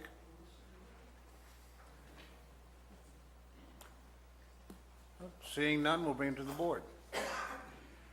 Anybody wish to start with comments, observations? You get the most tabs, but if you want. You got 2 minutes. Supervisor Mills. Actually, I would prefer to hold off until after public comment, if it's possible, and just give us a chance to see all of this input, because it may flush some things out that we hadn't thought about. And then we can have a full discussion. All right. Supervisor Garamendi. I'll go for public comment. Public comments can probably take a while, I imagine. First, I'd like to thank Tim for taking most of his Friday afternoon and going through my 4 pages of notes and questions. It's saving all of you from having to listen to me ask 4 pages of questions. I think it's a good budget overall. I think there's the fact that's in there is that we closed the books last year with one-time funds, the excise tax, Measure C, and the truth is that we're balancing this year's books on it as well. I was pleased to see that those funds will still remain in the accounts. We're using them for some of the Butte Fire while we go by the accounting rules to get reimbursed. I think that's prudent and it's an honest budget, but we should remember that those are there. Sales tax, I appreciated the fact that looking forward, you didn't look just back at that 25% increase of it, or that significant increase in our sales tax, because I think a lot of that was driven by Butte Fire as well as the cannabis infrastructure that was built, and we will not see that again. So I think that's just really important to recognize, and it's also important to recognize that more than the cannabis Measure C funds, if you look at both years together, it was more than we collected on property taxes for this county. So, my only questions that Tim and I were able to go through most of the budget, and he answered my questions, won me over on a lot of my points. I don't think I won any points, but I tried. But I think the main one that we didn't agree on, and that I've spoken to most of the board about at one point from up here or another, is that I worry about adding additional positions that I consider non-essential, especially in administration. I don't think these positions are needed, and I don't think we ought to hire people at such high rate at the time that we can't offer the rest of people adequate pay. We're not giving any raises, but we're adding to our overhead. Particularly, what I don't think we need is the PIO Chief of Staff position at $89,000. I think that might be premature. I think it adds to our overhead, something we don't need. We could hire deputies or public works or lots of people. I'm not sure about the whole title of Chief of Staff. We already have a clerk that corrals us as best she can. So I worry, if we've got one Chief of Staff and there's 5 of us, how is that person going to determine what admin support they're able to provide? And how is that going to work out with 5 supervisors? So I don't think it's an efficient or good use of FTE, especially when we did balance our budget on one-time funds using the excise tax or Measure C. That won't be there next year. So we're going to hire somebody on at a high level that we may have to lay off in this next year. I think you've done a good job, Mr. Lutz, in putting in, helping us build our reserves and making us able to cushion what's going to happen in next year's budget. But we don't need to add people at the time that we can't pay our existing people and that we may have to lay off. I'm the person who, and I've spoken to Supervisor Tofinelli, who's been a big champion of this, as well as the CAO, on the Economic and Community Development Director. My concerns are in many ways the same as the PIO, and that is the first one's fiscal. We're hiring someone in excess of $100,000 a year to do economic development for this county. And that just seems like an awfully high level position to bring in, and again, one that we can't afford when we look at next year's budget. In the job description, we say it's going to work on the economic development plan. Well, the Board of Supervisors had a planning retreat in August, and there was no direction. There was a good discussion and a good first step, but there's no way that we took up what our economic plan's going to be, what direction we're going to be. We asked this position to implement a economic plan that we don't have, and that's our job to do it. Now, clearly, this person could help us develop it, but I don't think that it's the right time to take that on, because we haven't been able to give this person direction yet. So, as Lewis Carroll wrote in Alice in Wonderland, if you don't know where you're going, any direction will do. And I don't want to put someone in that position. In addition, I have continued, and I wrote this in a memo to both you and Ms. Hawkins and HR, but we have a job description that's listed for a position that asks the person to try to do many tasks which they're unable to accomplish without direction from the board. Communicating a strategy that does not exist, approving promotions and termination of staff that we don't have budget for, and several other items that are going to set this position up for failure. Finally, under experience, we are only requiring 4 years of job experience for a job that pays over $100,000 a year. This pay to experience ratio is inappropriate in my opinion, and especially in terms of equity for other managers and staff here that are already working for the county. So I would propose when we finish our comments and public comments, that we take up these two positions, and I'm okay with the rest of the budget, but I would recommend that we table these two positions till the next year's budget to see where things are at. And I don't know if you want me responding to either or just the board to deliberate. Sure. Let's have board and staff respond to the individual questions by supervisors right now. But keep in mind, folks, you'll have ample opportunity as public comment to receive that information by the board. Okay. CEO Lutz, you can respond. And as you and I did have quite a spirited discussion on Friday, and I appreciate, again, the opportunity to kind of argue back and forth on relative merits or not.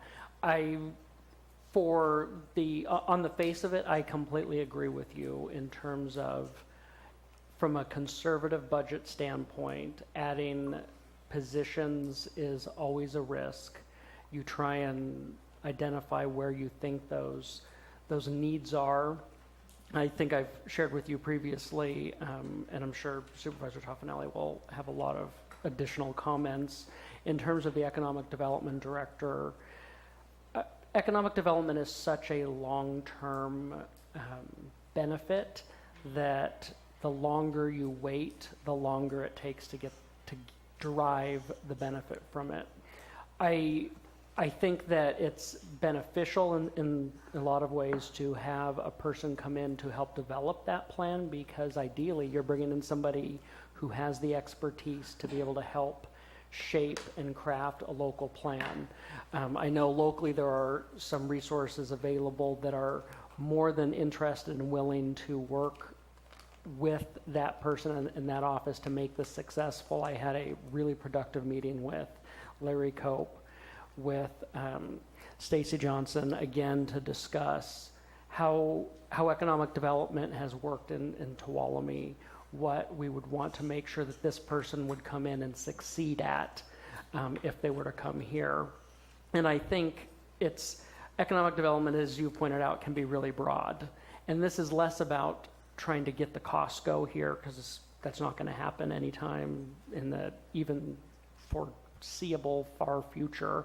But it's more about providing growth and support to our local businesses, continuing to grow that capacity, helping to navigate through county process, and making a business-oriented or friendly community that is able to help really grow our locals, because that's where in Calaveras we're going to see our benefit, and that's also where I think our community wants to see is support for our local businesses.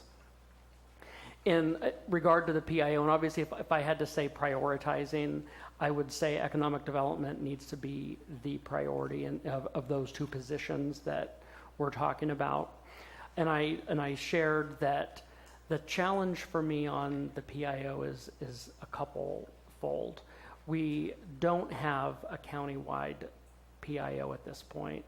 We don't have a coordinated on-point message that when something's going on, or OES being a prime example, and we have no way to make sure that the board has vetted a policy, vetted a stance, working through my office to make sure that we are consistent and on point with what is being put out there.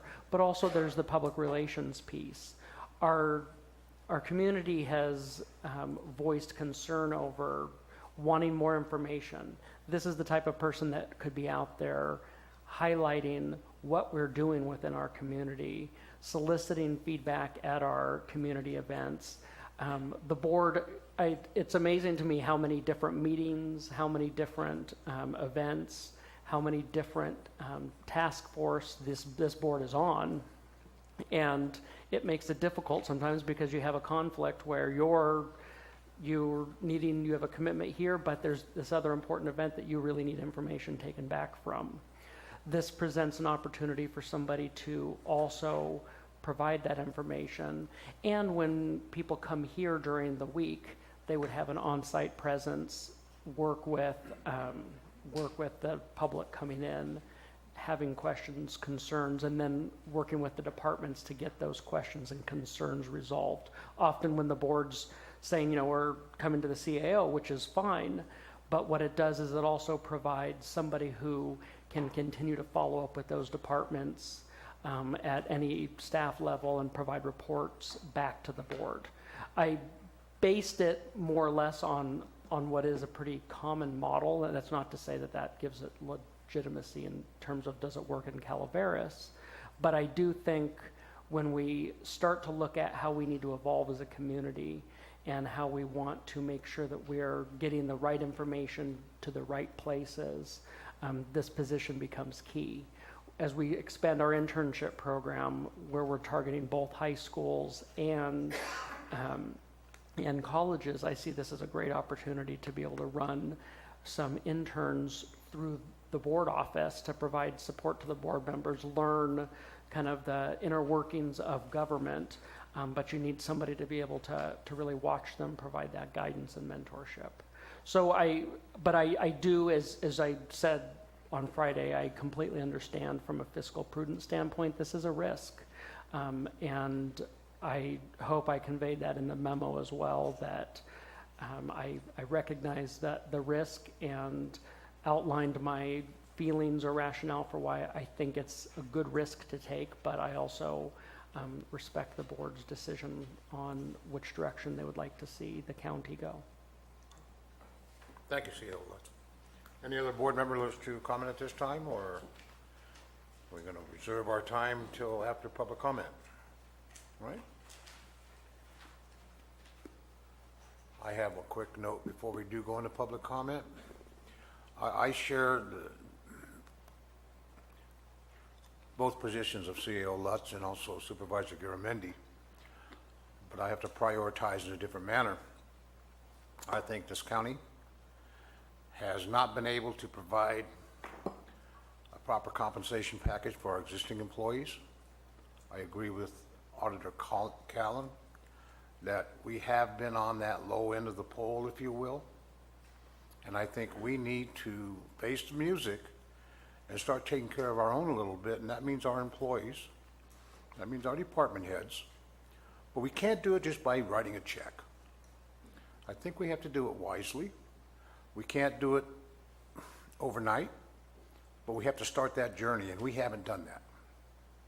We have asked our employees and our bargaining units, our department heads, our public safety, to keep doing the greatest job they can and reducing their resources. But to make them healthy, we have to be healthy as a county in our procedures, wise in our investments, and fair to our citizens. So after saying that, I'm willing to listen to every word spoken in public comment. Is there anybody wish to comment? If not, we'll open public comment. It'll be 3 minutes each. Madam Clerk, ready to go? Once again, folks, I'm going to remind you, please stay focused, stay on point. I understand there's a lot of folks that wish to speak, and we need to get this done fairly for everybody, give them an opportunity to speak. Good evening, Bonnie Newman from Double Springs. I want to talk about county employees, or what I perceive to be changes and additions. It seems like county employees this year are making out pretty good. They're getting increased health benefits or more expensive health benefits. There's an increase in pensions. We're talking about reclassifications where they may not be an immediate wage increase, but when you go to a higher step level, then you opens opportunities for better wages. They enjoy COLAs. There's a seniority bump, I understand, after somebody works here for 10 years. And there's additional positions being asked for departments. And then I also heard some departments have increased responsibilities for employees without adequate compensation. And I'd like to talk about that. I'd like to talk about home care workers. You have 332 home care workers in your county. I don't know how many county workers there are, but it's probably about 300 or 400. They don't enjoy COLAs, step raises, increase in benefits of any kind.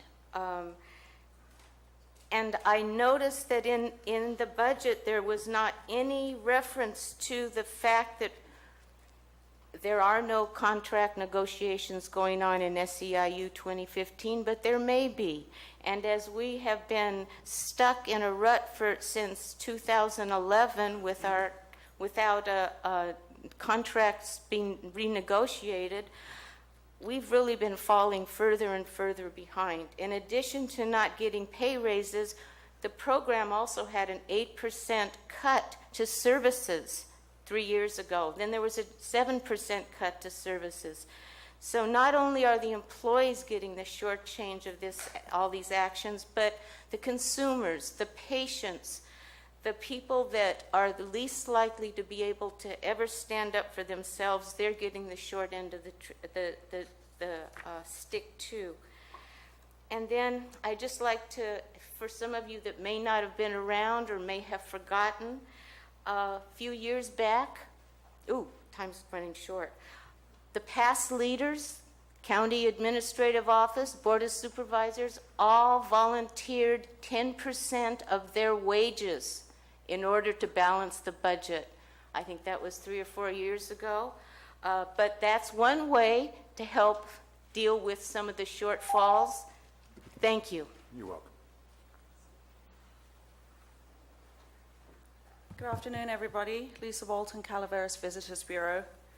I just want to be perfectly clear that what we are requesting is to continue our 33% funding and negotiate if and when the TOT is increased to 10%. I'm going to read from my notes because I have notes from Stephen Counts from Ironstone Vineyards, who couldn't be here.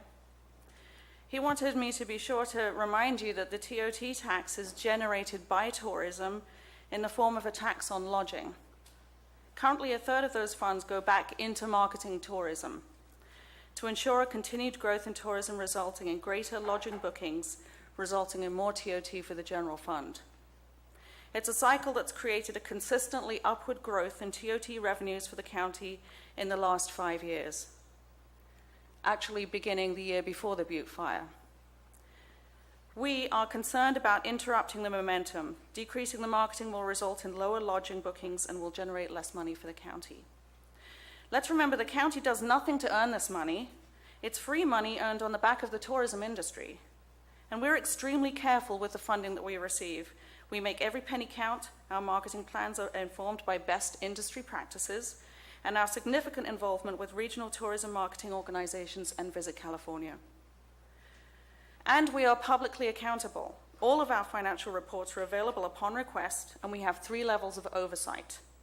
Our board, elected by our 200-plus paid members, oversees our annual budgets and our financials.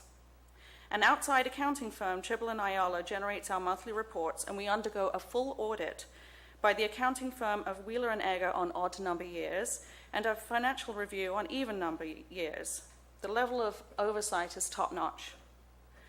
The Visitors Bureau is the only organization driving profitable funds to the county. We work entirely on marketing and economic development.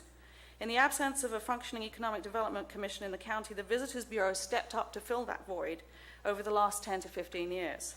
The Calaveras Visitors Bureau is designed to market and promote the entire county. This is something we have taken to even greater levels with our new website and our social media marketing program, which allows us to drive tourism to those small hidden gems in the furthest outreaches of the county. To take a successful marketing organization which drives the tourism engine that this county is so dependent upon and cut its funding makes no sense. I urge the Board of Supervisors to come back with a recommendation to continue the CVB's 33% funding to ensure the continued success of this vital Calaveras industry that puts money into the county coffers. Also, that $50,000 that we would receive if we were fully funded, we would like to completely expand the visitor's guide to include all of those rural regions, include hiking and biking trails, and create something that each individual supervisor would be proud to call their own. Thank you.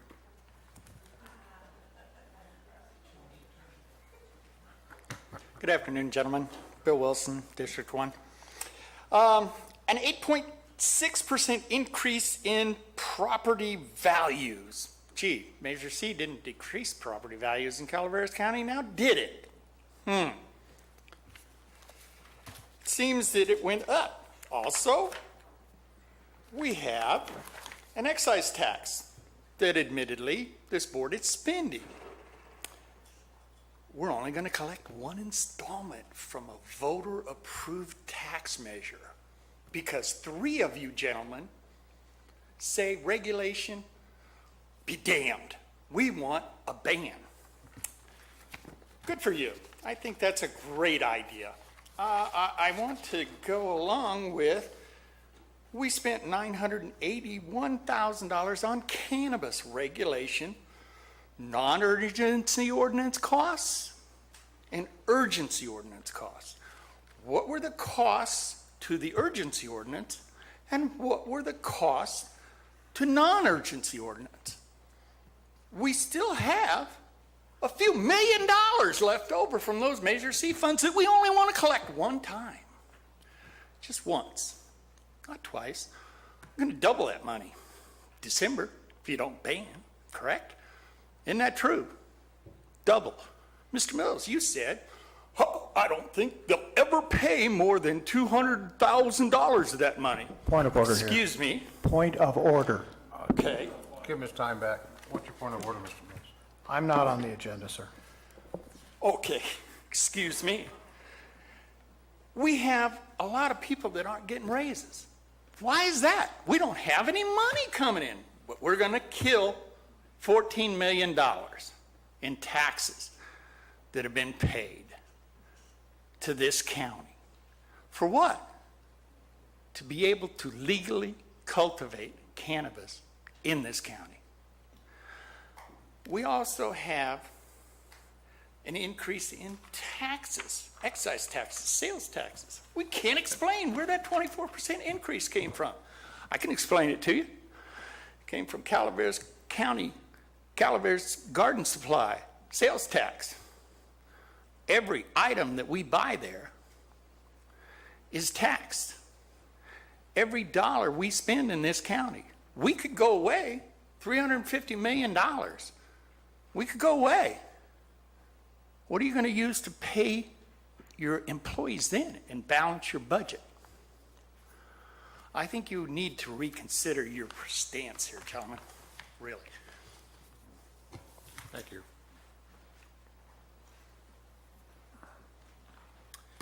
Good afternoon, Bill Petrone, SEIU Regional Director, and I was also the chief negotiator during our last negotiations.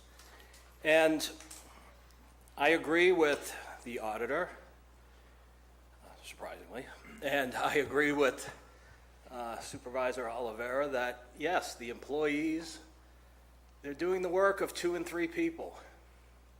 They haven't had a raise in over 2 years, contrary to what other people have come up here and said. And we made proposals to try to get that equity back. And we were repeatedly told by your negotiator and your agents that there's fiscal uncertainty. But we sit in here today and we see all this money being proposed to be given away. We're seeing all these positions, high-paid positions, being proposed to be added to the budget. And then also hear that the Measure C funds are being used to balance the budget. However, in about 5 weeks, it looks like there's going to be a vote. And at least from what I've heard, 3 of you are going to vote to ban. How can you vote on this budget in good faith? Because there's going to be repercussions. How are you going to take care of your employees? Since the beginning of 2012, you've now had over 50% brand new employees. When's that going to change? Because if you can't give them raises, they're going to keep moving out the door. Thank you. Thank you. Mr. Thomas? Good afternoon. I'm Russ Thomas, once again, District 5 resident. And I want to compliment you, Mr. Lutz, on this document. I wish I had seen as clearly readable document when I was on the Board of Supervisors. It's really quite good.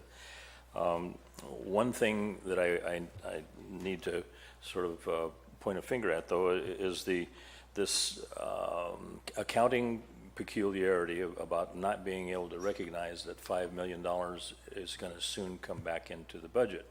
That's, I mean, do you have any confidence that that's going to happen, or do you not have confidence?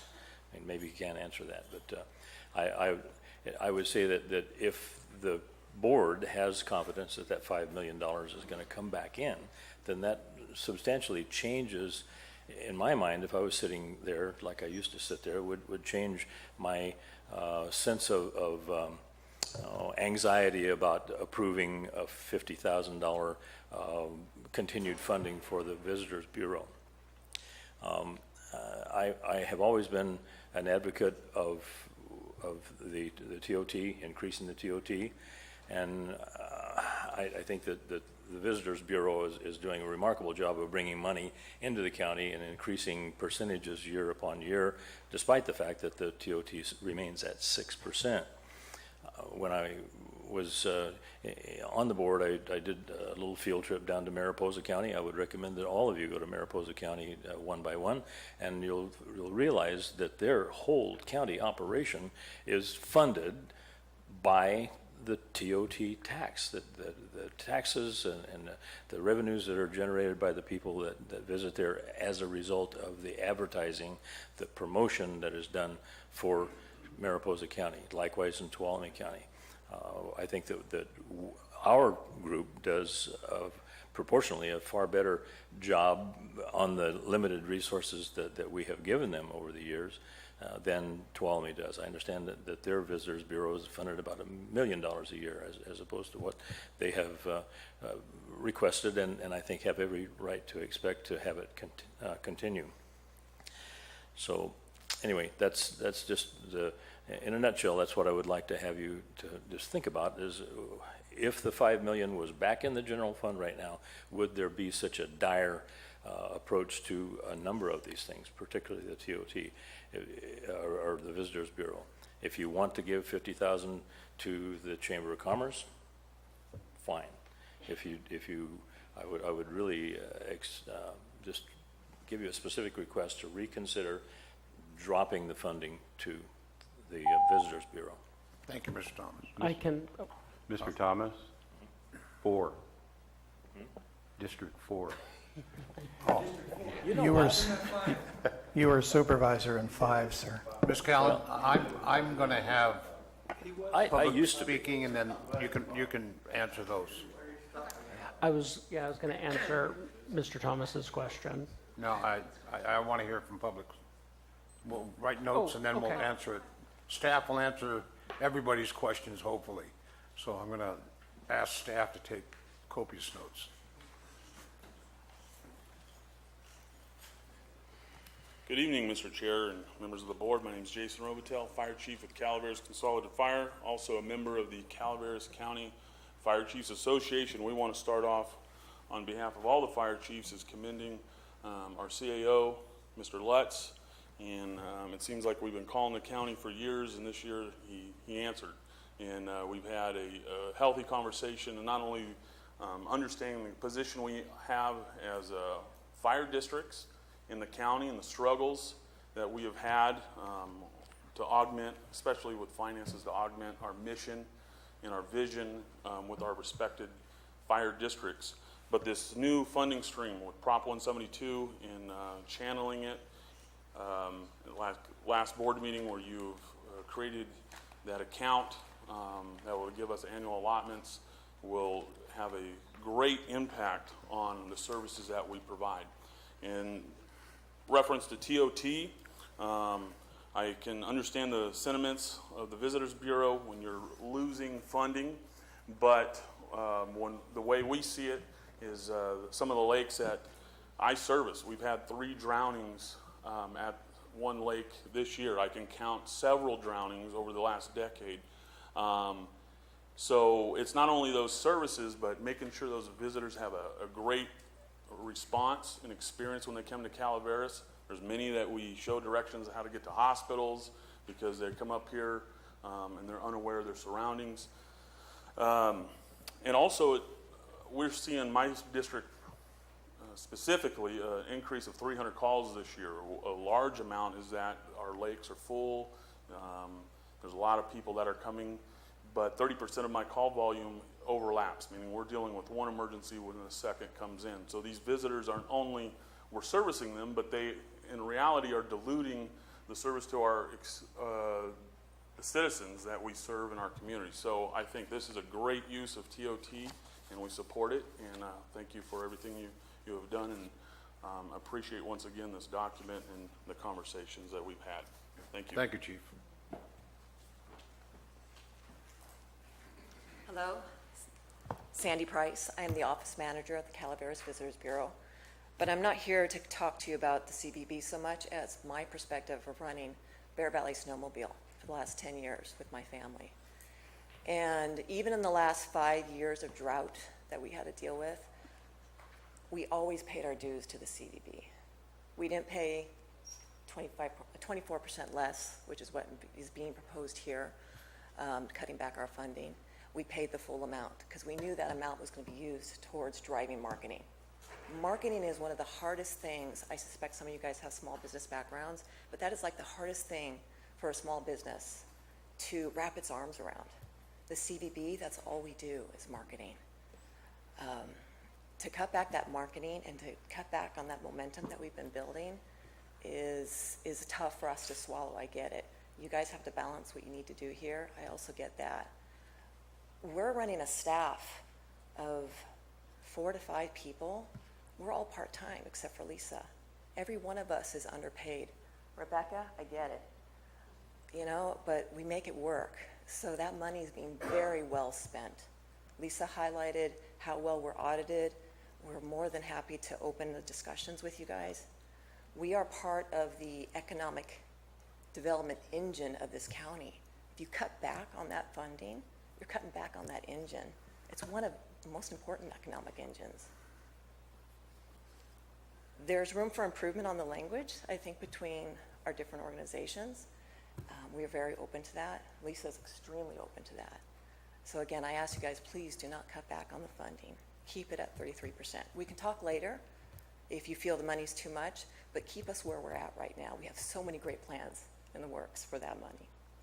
Thank you. Thank you.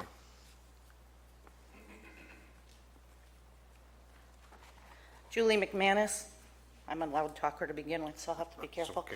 I'm the finance director of the City of Angels Camp. I'm also a 23-year resident of Murphy's, California. I'm here to support the Calaveras Visitors Bureau. First, I'd like to fix some misunderstandings. I keep hearing at the supervisors' meetings about the City of Angels' obligation to fund equally CVB and everything else. Last year, we paid $159,000 to CVB. You guys paid $147,000 after they returned $25,000 to you. We have one of the represented areas in their board. All 8 are somewhere else.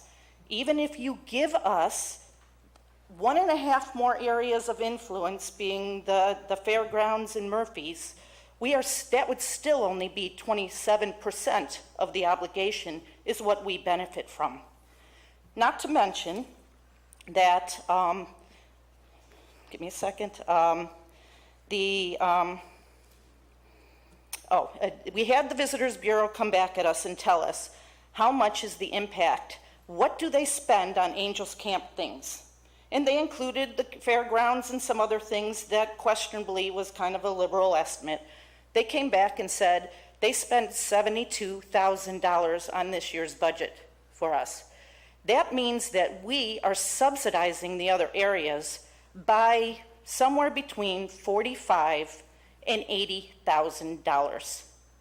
We don't have to do that.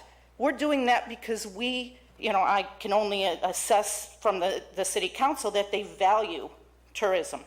Tourism is a very important piece of Calaveras County. It is the key to so many things. It is the key to economic development right now because we're not seeing manufacturing coming into this county. And economic development is going to be dependent on everybody seeing that there are visitors here and then wanting to come to this county. Your sales tax goes up because of it. You've had 11% increases not only on the CVB portion but on your other support, and your property taxes have all increased by this funding.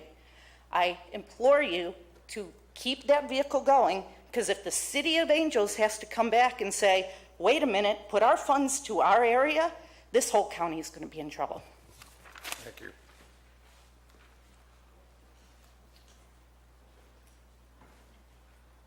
Good afternoon, Joan Wilson, District 1. I see here still facing long-term challenges, and it looks like this problem is only going to get worse. There is a long-term financial gain that can come into the county, and that is by regulating and taxing cannabis. If you ban it, over here you have that you need to look at how we do business and make significant structural changes. Examine, enhance revenue-producing activities. Cannabis is one of those that is going to bring money into this county. By banning it, you're going to be spending a lot of money. So those long-term things are only going to get worse. We know how much it costs to regulate it. Cannabis enforcement program is $981,000. So we know how much it costs. We need money in this county. Do you hear the businesses of this county crying for help? Do you hear your county employees begging for money that they deserve. This is going to affect their children, what goes on their plates for dinner, and this is your responsibility.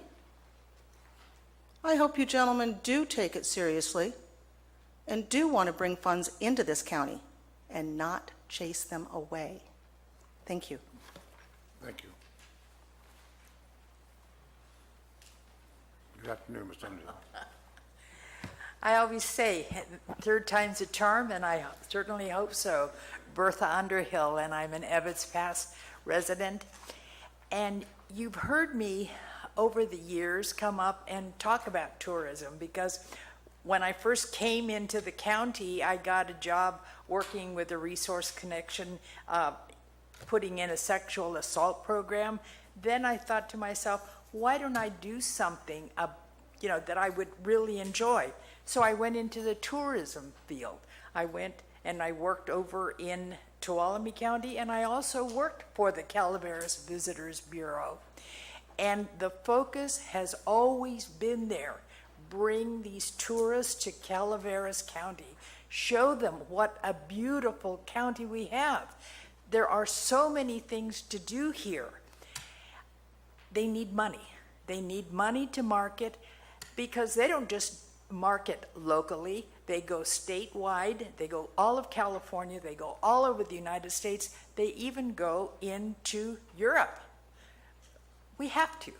Our world is shrinking, and so we can get these people through social media or through conferences, what have you. You cannot afford to cut their funding, because you have to think about the entire county. We have a little Susie's restaurant up in Arnold, and I hope that a lot of people have gone up there for breakfast. Susie employs single mothers with 2 little children, and they're dependent on this tourism. What happens to that mother who's trying to feed her children? We don't have the tourists. Think about the whole business field or sense, or whatever you want to say, the whole business scheme here in Calaveras County. We need to keep them working. And Lisa and her staff do a wonderful job. And Lisa loves to come and tell you how good she's doing. So let's keep that dialogue going. Keep them. Do not cut their funding. Thank you.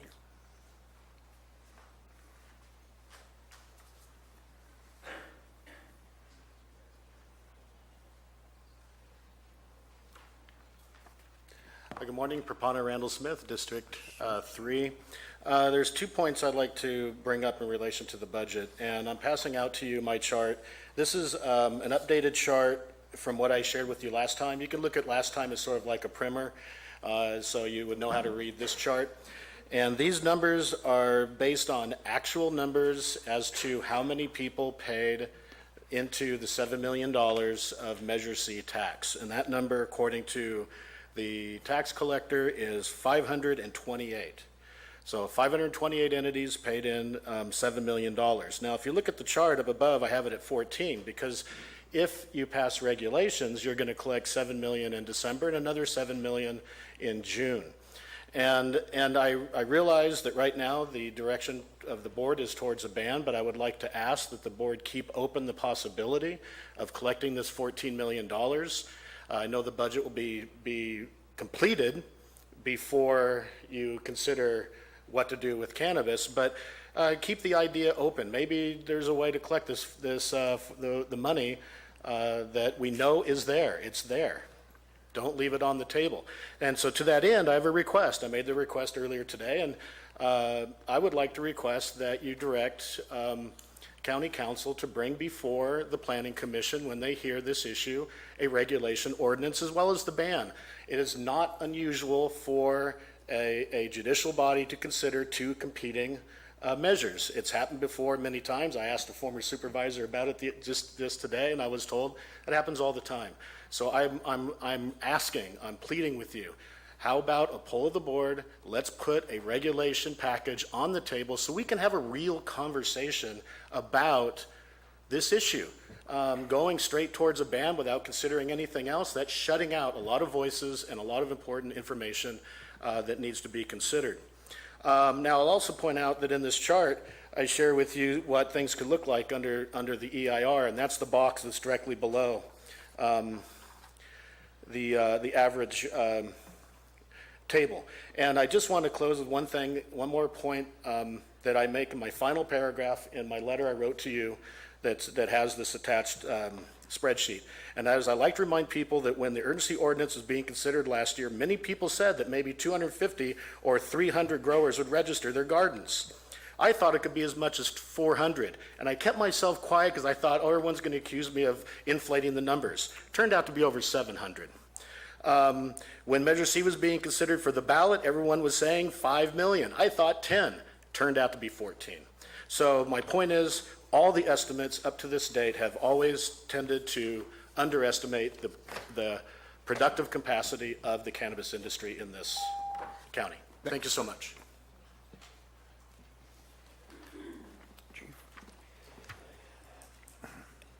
I feel terrible that you might think you have to make a choice between the Chamber of Commerce and the fire department, and, you know, where to allocate that money. The problem is that we've had a wonderful snowfall last winter. The lakes are full. In Copperopolis, we're responsible for 14 miles of Highway 4. And our call volume this year is headed upwards of over 600 calls.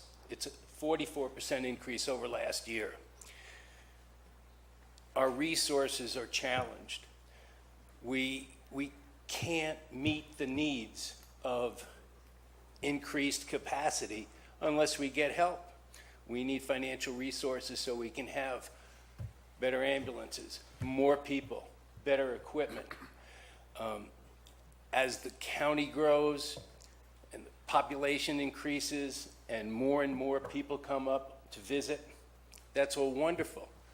We need a way to increase our resources so we can continue to provide all of the necessary services that the communities rely on us for. Thank you, Chief.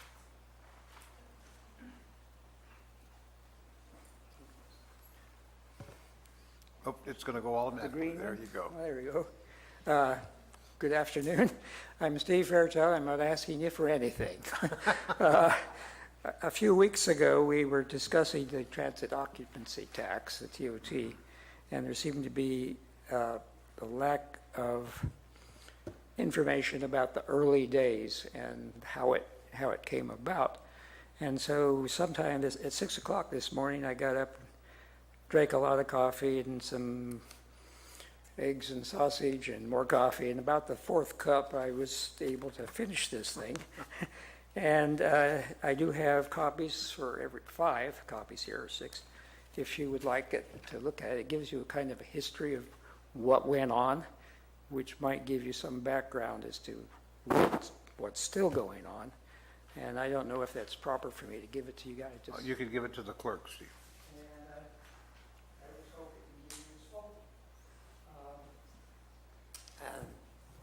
That's it. Thank you very much. Thank you.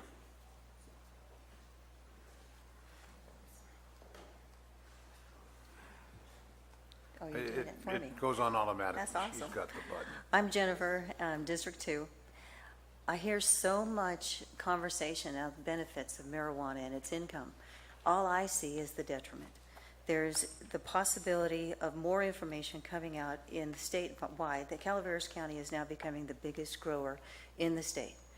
And how can we have tourism when we have this around every corner? How can we ask people to come up and hunt when they have to worry about what's in the animal that they're taking? If Ma'am, we need to stay on the topic, and that's the budget, please. Okay. Okay, there's budgeting for equipment. That for, in the budget, you've got some stuff that's going for department down in the Rock Creek area. I don't know all the particulars about that, but I do look out here in the yard of what equipment is already available for the county to be using. And it seems to me that a county that puts its personal small businesses out of business and charges us more taxes to put those people out of business, like Emerson or Ron Pargett or, all the big contractors out there. They already have expertise in building roads and all that. And it frustrates me that government is getting bigger and bigger and our tax base is getting smaller and smaller. And if you want to improve the Visitors Bureau and the information that goes out for people who want to come here to visit and then maybe subsequently live here, if there's problems with a huge government that's putting people in harm's way as far as putting finances in their houses and building a lifestyle that they all want to live at, I just get to the point where you look at the things that are happening to diminish personal businesses or private businesses from making a profit. What are we doing? The elephant in the room should be talked about. This is crazy. I'm looking at the evidentiary positions of what we could be jeopardizing, and this income that you're banking on, it's not going to be there because of all the detrimental effects. And it's frustrating as somebody who's in private business to look around and see, how can you expect visitors to come when things could be really going south in a big hurry? And we're not talking about it. Anyway, thank you. Thank you. Mr. McManus? Bill McManus, the band committee. I've been living up here almost 40 years. I've never seen a time where we had to have a criminal enterprise in the county that we could try to regulate and tax, raise money to control it. We've just done without it. And it was based on hard work by the citizens. It was based on hard work by the supervisors, good decisions, good planning, and things like that. I don't want to get into a big debate about marijuana right now. I come here to offer you a warning. I've done this before, and for some reason, it just floated away. As we speak right now, as this meeting continues on right now, there is environmental devastation going on in this county. There are properties that are being contaminated. Mr. McManus, I want to bring you back to the budget. Well, okay, I'm getting to the budget thing. Okay. What I'm saying, my warning to you is, you better start budgeting to handle the problems that are going to arise.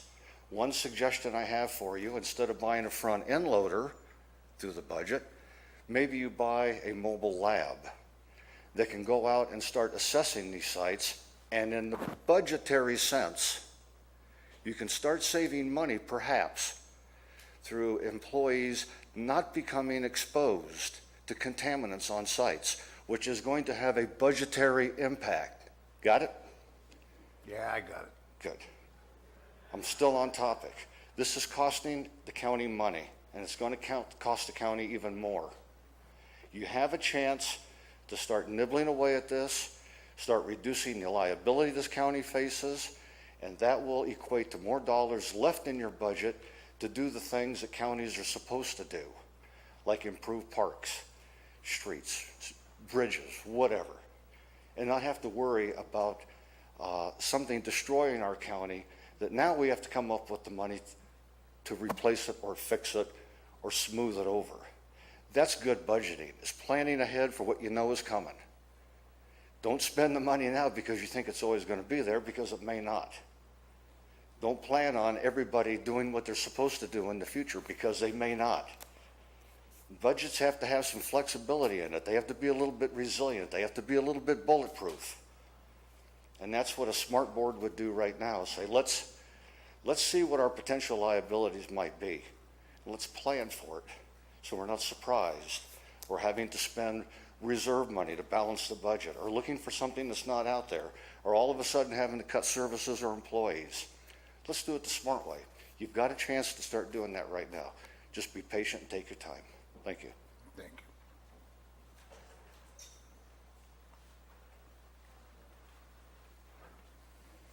Good evening. I'm Linda Herman, and I live in Angels Camp.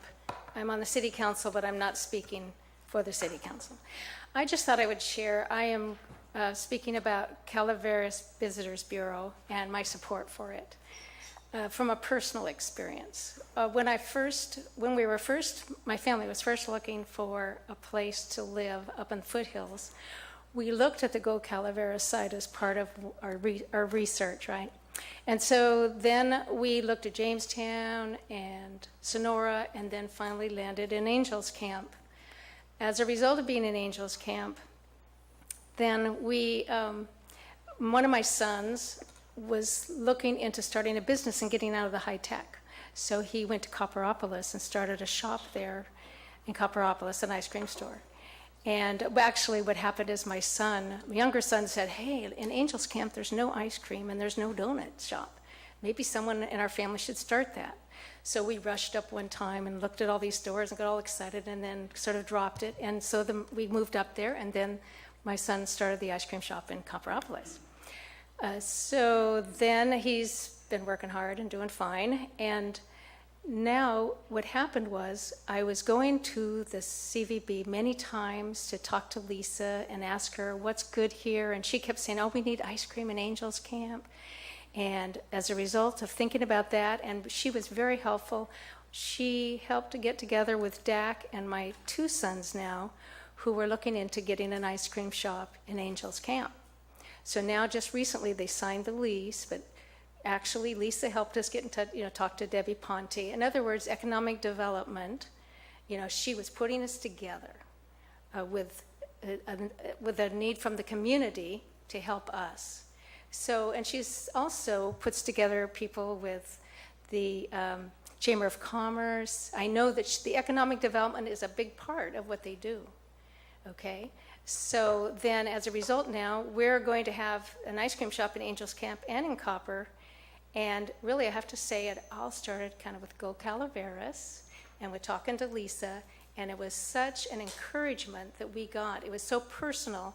And that's the thing that I see about the Visitors Bureau is that they are there for serving and for increasing revenue for the county, for the whole county. As a city council member, we benefit from what the county does, of course, as well as what we contribute.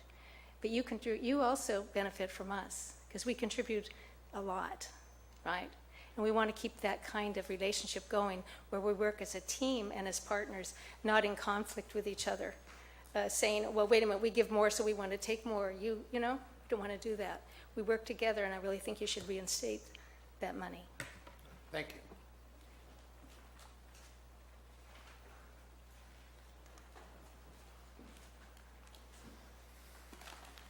Tad Follendorf, motel owner.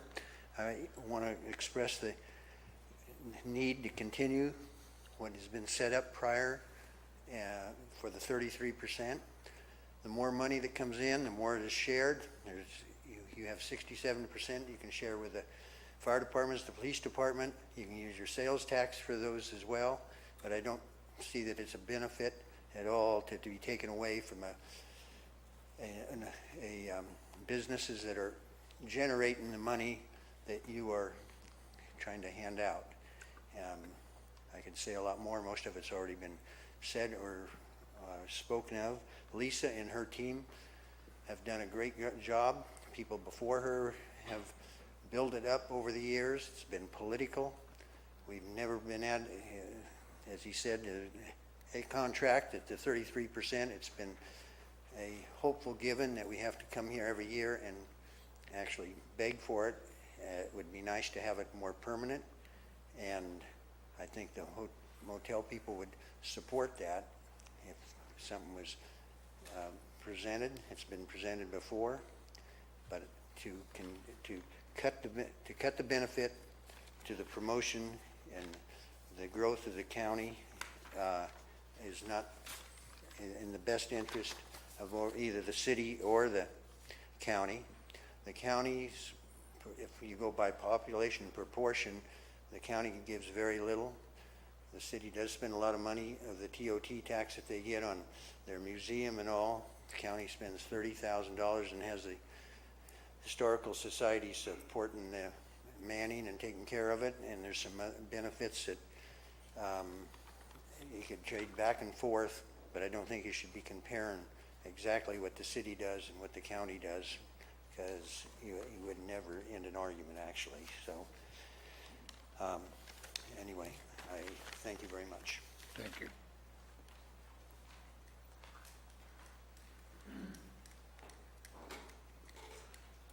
I believe all these are worthy causes, and more than worthy, and people make sacrifices to make those things happen. I know they do.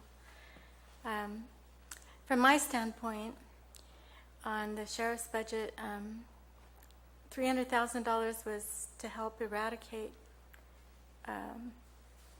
pot. But there are still 4,000 grows out there, and I'm wondering why. I've been wondering why something hasn't been done about all the extra things that weren't registered. You know, I just don't see an end to it. And like someone said about tourists, I mean, if you're a tourist, you don't want to go to a pot country to, you know, spend your extra time.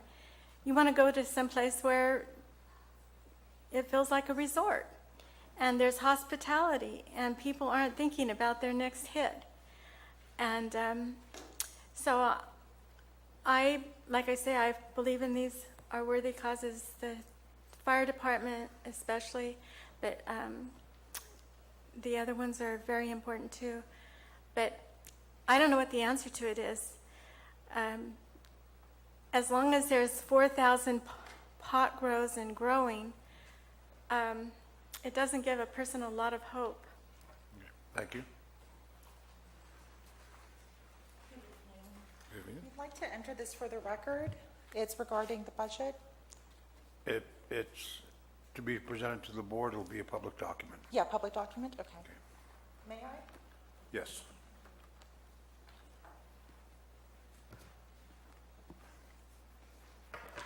Vivian Seichu, District 1. We would like to begin with a few excerpts from an email between CAO Lutz and Mr. Mills.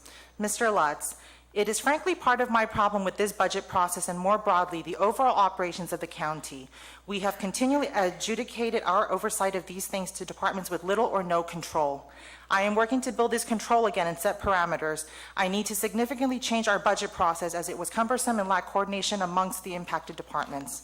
Mr. Mills, I understand the complexity of my request, and it shows the structural deficits in how we are coordinating our approach to bulk purchasing or exchanging resources within departments. This is our first swing at the apple in the county budget cycle, but you can tell by the questions, we have played in this before. Gentlemen, in reviewing the final draft of the 2017-2018 budget, it becomes immediately evident that you are not planning to collect any more Measure C taxes during the next fiscal year. We would like to remind you that just the first installment alone of Measure C taxes this year allowed the county to collect over $7 million, which on an annual basis equates to nearly $15 million. In reading the next fiscal year budget, it is also abundantly clear that the county makes use of one-time funds in order to stay afloat, of which certainly the cannabis funds are a critical component. Gentlemen, this county is not financially sound. We have been trying to say this to you week after week, month after month, all year. Every new financial resource that reaches the county's coffers gets immediately hijacked and often used for multiple purposes, which do not always match the original intended purpose of that resource. This happened with the Cannabis Fund, as it has also happened through the years with many other state and federal funds. We are afraid we must have to add that these are not the signs of a financially healthy organization, and professionally sound too, both ethically and legally. As elected officials of this county, each of you are supposed to improve things for the greater good of our community, develop the economy, make efficiencies, reestablish a healthy and legally sound way of conducting business, and lastly, taking care of your employees.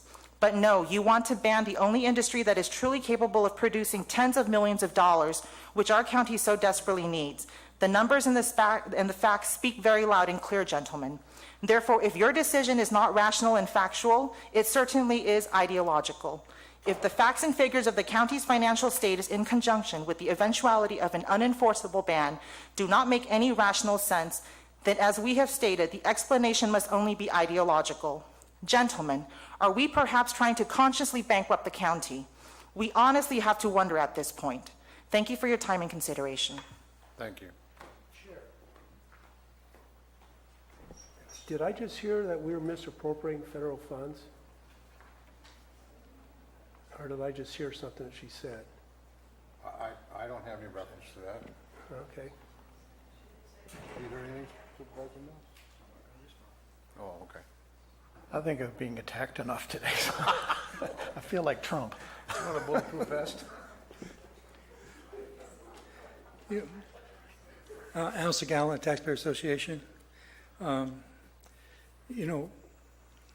Dennis, if you're not attacked, maybe you're not doing anything.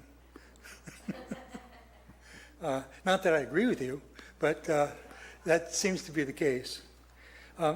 Maybe I attended a conference that I wasn't part of, but I learned quite a bit. It was a 2-day conference that the Board of Supervisors and department heads attended to try to reconstruct better communication and try to get oriented where everybody's like swimming in the same direction. One of the things that was missing from the conference, and perhaps also missing from CSAC and RCRC, is consideration of limitations on governmental power. The first question I think we should ask, what do we want from government? It's not a hard question. It's certainly ideological, but depending on the answer of that would be your lines of what you ought to be doing and what you ought not to be doing. Next question, of course, is what is government? Is it a social club? Is it? Al, I'm going to interrupt you. This is on the budget. This is the budget. It's 5, all 10 about the seconds. budget. I better hear the word budget. If you don't know, okay, if you don't know what government is. We're not going to argue. I'm going to give you a chance to speak. Okay. Now you can start my clock again. I'll take your proclamation back. So, in understanding the nature of government, which our founding fathers really laid out for us, we can understand what things we can do and what things we shouldn't do. And one of the questions I would have, are there non-government solutions to a lot of the problems that the community faces? Right now, we're looking more toward government.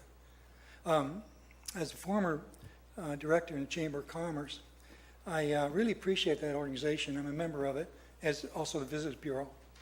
But government funds have no business in the Chamber.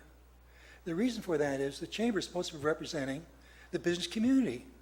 It should be communicating with government about the interests of the business community.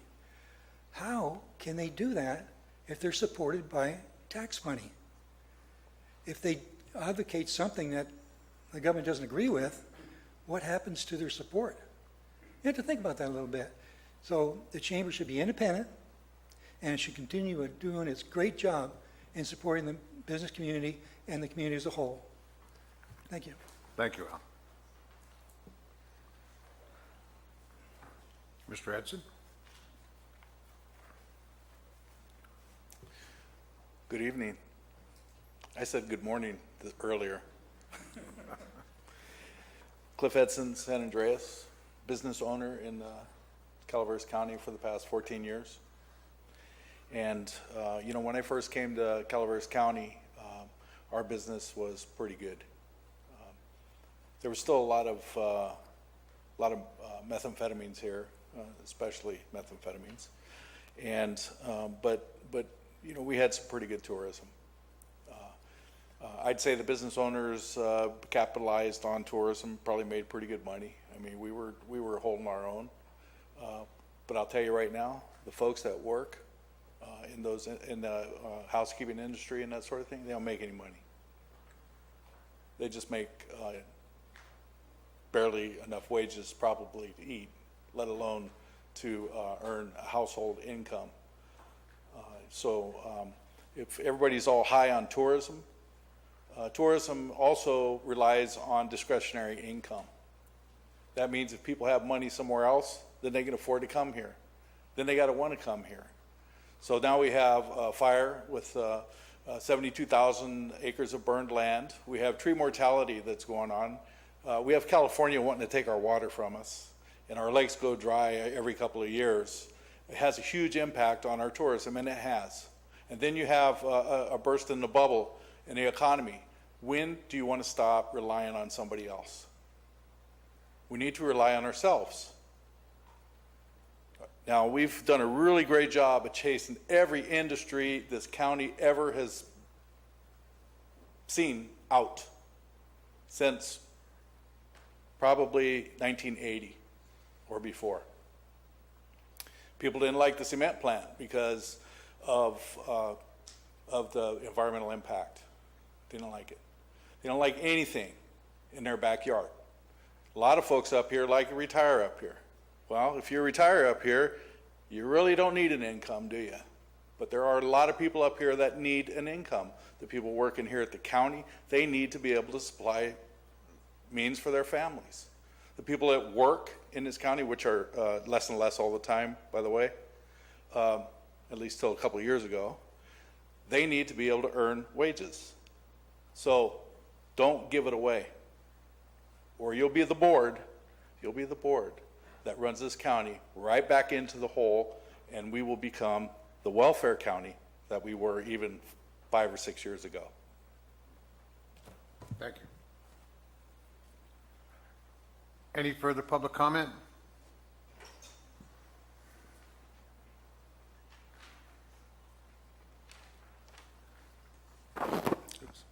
Hello, Board. Trevor Whitkey, Calaveras Cannabis Alliance, District 2. It's been said that at some point the decisions made by the Board will rest on the Board's strength and weakness in understanding budgets, accounting methods, and funding streams. Looking at this document, which I very much like this document, lots of good information in here. Thank you, CAO Lutz. It looks like general fund revenue is up by $1.05 million. Sales tax increased 24% last year. It's expected to continue to increase, though at not as such an extreme rate, potentially increasing revenues over fiscal year 15-16 by what looks to be about $250,000. The TOT tax has also increased substantially over the last 2 years. In addition to this, Measure C revenues looks to have come in at 7.2 million basically. We multiply this by 2 because we've only taken in one portion of this amount of money. We're looking at $14 million in new revenue. Altogether, with these revenue streams, we can see that Calaveras County in the last 2 years has had a significant increase in revenues, be it property tax. Now I understand that there was some adjustments and devaluations on property tax going all the way back to 2008, and that it's taken time to bring the rolls back up and that the fire slowed that process down. I understand that the property tax rolls are going to continue to increase as a result of taking properties that are in devalued status, and once they start to come back into a increase of value status, that the property rolls are going to continue to increase. However, I know that a lot of growers are getting property assessment increases because of the development that they've been doing on their property. These increases on these property tax rolls are in part a result of the development that is being done throughout the cannabis industry. The sales tax that increases that happened last year are directly related to the cultivation industry. It is because of the fact that we had 700 new businesses start up last year, and that all of those businesses engaged in economic activity that we saw a massive increase in our tax revenue. Furthermore, the TOT tax, that is also increased. Again, that's largely associated with the fire. However, it's been mentioned a number of times today, or rather questioned whether or not tourism is going to increase or continue with cannabis in the county. There's this place called Amsterdam, and it was a big tourist attraction for years and years and years when marijuana was illegal in the United States and people in California had to buy plane tickets to go to Amsterdam. Thank you, sir.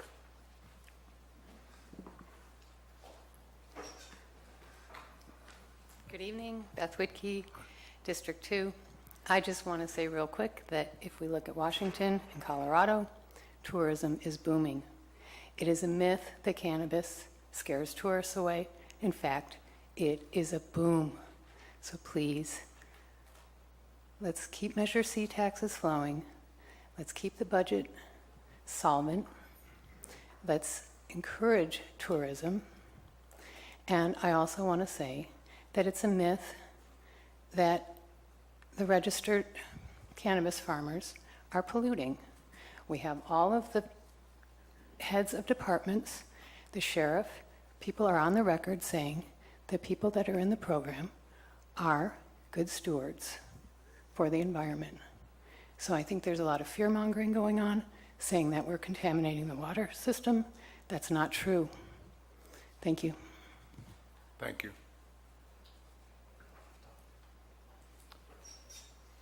Is there any other further comments by the public? Seeing none, we'll bring it back to the board. Would you care to speak? What's that? Oh, we're going to close. Not quite yet. Does the board have, before we close the hearing, does the board have any questions of CAO Lutz? Well, Chair, I have a question of Julie McManus, if she has time to come back up. Ms. McManus? Seeing as she's the Chief Financial Officer for the city. You relayed the situation as to how the relationship works in the spheres. So your feeling is that whatever happens in Angels Camp does directly impact Murphy's, does impact Arnold to some degree? Is that where you're going with that? Yes, I believe that it's, like my council member said, this is supposed to be a partnership. I know that the TOT that we bring in is directly increased by the actions that that agency takes. I know that you guys couldn't do it any better. We couldn't do it any better. We couldn't do it any more efficiently than we're already doing it, or they're already doing it. So I see this as a pivotal economic driver. It does increase sales tax. If you don't think it increases property tax, you should probably look at Murphy's, which has benefited from the partnership with CVB tremendously. And my property taxes haven't gone up because I haven't done anything to change it, but the property value of my house has. So when I sell, and somebody else buys it, you guys are going to see the increase in property tax from CVB. I think you need to keep that economic engine going. They are doing a fantastic job. Nobody in the county I've ever heard of said that they're not doing their job. I think you need to leave them alone. I think it is an economic driver for us, and I agree with my council member. We shouldn't be competing. We should be talking about revving that engine up. Okay. Ms. McManus, I have a question. Mm-hmm. What is the City of Angels transient occupancy tax rate? 10%. 10%? Yes. How long has it been at 10%? Can you recall? I want to say early 2000s. More than 10 years? Early 2000s. Early 2000s? Probably. 14 years or better. Yeah, Okay. Early 2000s. Sorry, 14 years or better. Yeah. Thank you. You're welcome. Ms. Callan, I'm sorry. You had a comment to make, and you were very patient back there. And I didn't want to get in trouble. This was in regards to the FEMA CDAA reimbursements for Butte Fire. So Tim and I had a discussion about what was the best way to handle these. And we, from a GASB standard, Governmental Accounting Standards Board standard, and generally acceptable accounting principles, we can only book receivables for, our policy has been, it's actually a 60-day accrual period. That's been as far back as any auditor controller who's ever been with Calaveras County has done 60 days. I can usually argue 90 with our CPA firm if I can demonstrate a legitimate notice of obligation. So we do have 2 claims that were submitted that we have not received funds for yet. And I think it was about 1.9 million, like 1.5 and like almost 400,000 between the 2 of them. But I have a piece of paper for each one of them where they say, we've approved this claim. So I can use that even though we're not going to get it, we probably aren't even going to get it in that 90-day period, but I can at least get it on the books. For the other money, the other $5 million that we've spent, I have nothing. We have the original application that we did through CDAA and public assistance. We do have the projects that have been approved by FEMA, but we have no notice of obligation in terms of payment of those additional claims that we've been made. So I didn't feel comfortable booking a receivable as of June 30th because it could be, we might not even see the money this fiscal year. Or it might be 9 months from now or 10 months from now. I just don't know. And with all of the other disasters that are happening all over the country, that delays the turnaround for our claims process, and it really makes it difficult for us to get a hold of people because we are no longer the most important people on the planet right now. So what CAO Lutz and I decided, so that we don't violate GASB and GAP, and so we don't have an audit finding, because we would be we would be misleading the financial statements by putting revenue in the 16-17 financial statements that we're really not going to be getting in that period. We decided not to book those receivables, and he would go ahead and put that revenue in the 17-18 budget. The end result's the same. It's just instead of coming into the budget with what was it, $7 million of cash carry, you're not. You're coming in with $2 million of cash carry, and you're budgeting the other $5 million. Does that make sense? It does. Thank you, Ms. Callen. I would add too, because I think the other part to the question was, well, if the money comes in, then we should be good. We don't have an issue on the revenue side with the TOT.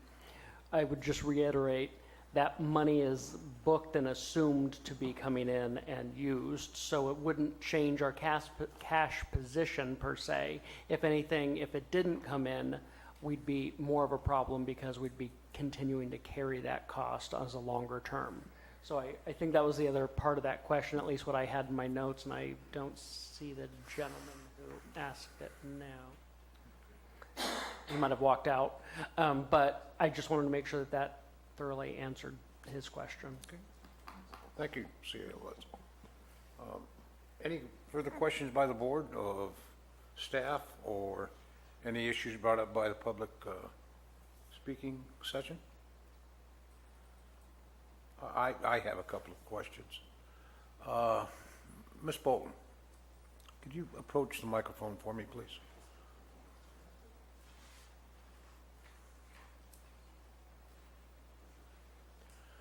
Yes. Ms. Bolton, how many members do you have on your board? How many members on our board? Yes. We currently have, we're meant to have a 9-member board, but we are delayed in keeping our current board numbers up because we've been in conversation with the county and the city about changing I'm sorry, I our didn't bylaws. understand the last part of your So statement. normally we would have a 9-member board. A 9-member board? Yes. And you have how many vacancies, or We do. We have 2 vacancies. 3, so you have a 6-member board We have 7-member board currently. currently? Yes. 2 vacancies, correct? 2 vacancies. I had to do the math there. I said had 2. to figure Didn't that I one out. say 2? I said 2. Yeah. And of your members that are seated members, are there any City of Angels representatives on that board that hold office? City council, mayor? No, but we are in negotiations right now with the county and the city, which I think you both know, to have a voting member on our board representing both the city and the county. We're actually talking about rewriting our bylaws to have 2 additional board positions that would be appointed. One would be appointed by the county and one would be to represent the county, an unelected official, and one would be appointed by the city who would also be unelected so that we don't trigger the Brown Act. But the supervisors can also be advisory members of the board. And they would be voting members of your board? They would not be. They would not be voting? No, you would appoint somebody to our board to Okay, but they represent would the hold board of a supervisors. position of a voting member? Oh, yes. Okay. Yeah.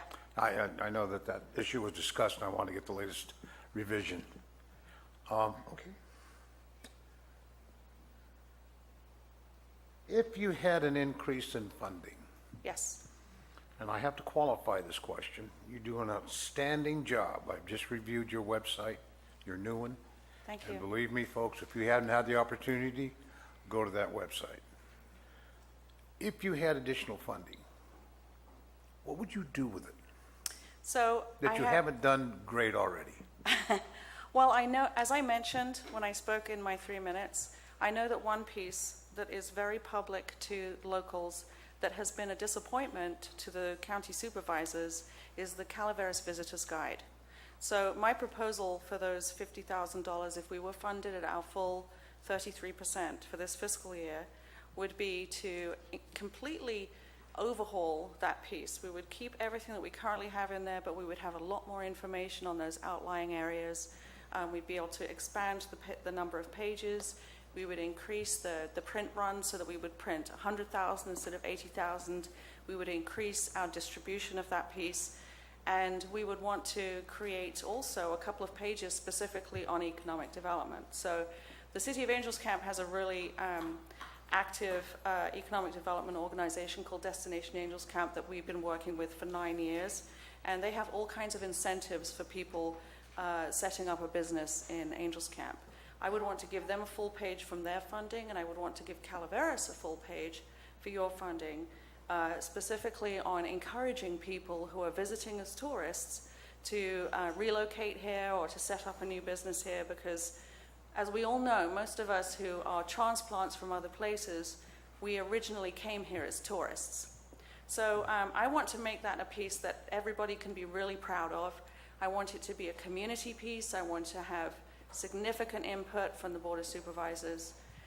That's just one item. I would also like, on one of the scope of work that I put together for the county was to implement a hotel booking engine on our site. Statistics show that people are much more likely to book their trip if they can book their hotel right there online at the first place they come to. We'd like to invest maybe $5,000 more into that so that we get quarterly reports so we can see how those bookings are going, how many bookings are coming from our website.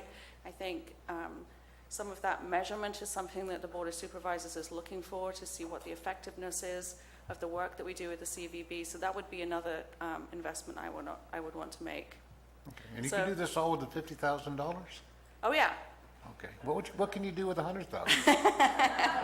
Well, I already put forward a scope of work for that. I have a reason for asking that question. Yes. So there's so much we can do. I mean, we attend these conferences. We find out what the best practices are for destination marketing organizations. We bring that knowledge back. We look at our budget. We see what we can implement. We actually, in this fiscal year, we decided to kind of completely move away from our traditional model, and we took out some of our print advertising, and instead we went with doing a professional partnership with TripAdvisor. All of this, I have to say, is on hold until we know what's happening with our funding. So I know that we've been keeping some funds to implement these items, but we need to know where the funding is before we get started on it. We're excited always about all of the marketing things that we try. Well, I'm going to get you a little bit more excited. Well, so, and by switching it up this year, if it doesn't work and we need to go back to our former model, then we'll do that. So with more traditional print advertising. But one of the things in marketing that you're meant to do is spend 10 or 20% on your budget on something outlandish that could have huge positive impact. Ms. Bolton, if the County of Calaveras decided to put an initiative on the ballot to increase their tot tax to 10%, that's been attempted twice, I understand, in this county in the last few years, and it's failed. Yes. Would the Calaveras Visitors Bureau be supportive of that? Because in order to accomplish that, it's going to take everybody on the team. That's very true. Even with the help of the CVB, I'm not confident that a TOT increase would actually be successful here in Calaveras County. We have a very dedicated taxpayers association that is absolutely not in favor of any additional taxes, whether they be on locals or on people coming in to visit. So We could certainly lend our support to it. We could be, but it's the county side which has always been tricky. The city has a little different personality, and so the CVB was able to assist in passing an increase in TOT over there, but this is a different animal over here. So I'm not sure that even with wholehearted support from the CVB, something like that would pass. Thank you for your honesty. Further questions? Ms. Bolden, when we spoke in June, you had $100,000 in your reserves. How much is currently in your reserves? Sandy, do you have that information? Off the top of my head, I'd have to look at that because we just got some TOT checks in. I would say approximately $80,000. So these are things we hear. haven't pulled the trigger on because it was the completion of the website that we needed to achieve before we could implement these other marketing projects. Right, so you've got $80,000 in reserves. I want to point out that you're getting absolute dollars, more dollars than you got last year. So you're not being cut. Well, the funding is being cut. No, So the funding is more dollars from county TOT this year than last year. yes, right? and that's Right. meant to be an incentive, and it's also what we are helping to generate. So this money doesn't just come from nowhere. This is generated by tourism. I understand the origin of the money. Thank you. Thank you. I have a couple. Oh, I'm sorry, go ahead. Supervisor Tofinelli? I've just been advised, we only have about 5 minutes of tape left. So, would you like to take a break now, or want to continue after that? Whatever you want to do, Mr. Chair. Is it going to take more than 5 minutes? I don't want to... I don't know for her answer whether it's going to be, I have I'll be quick. questions. So if you want to stop and change the tape, we'll take a 5-minute break. Let's do that. Let's take a 5-10 minute break, and please, can you return? Thank you. I just don't want to shut down the tape and then have you in the middle of a question, you know? You'll be hitting me with a brick.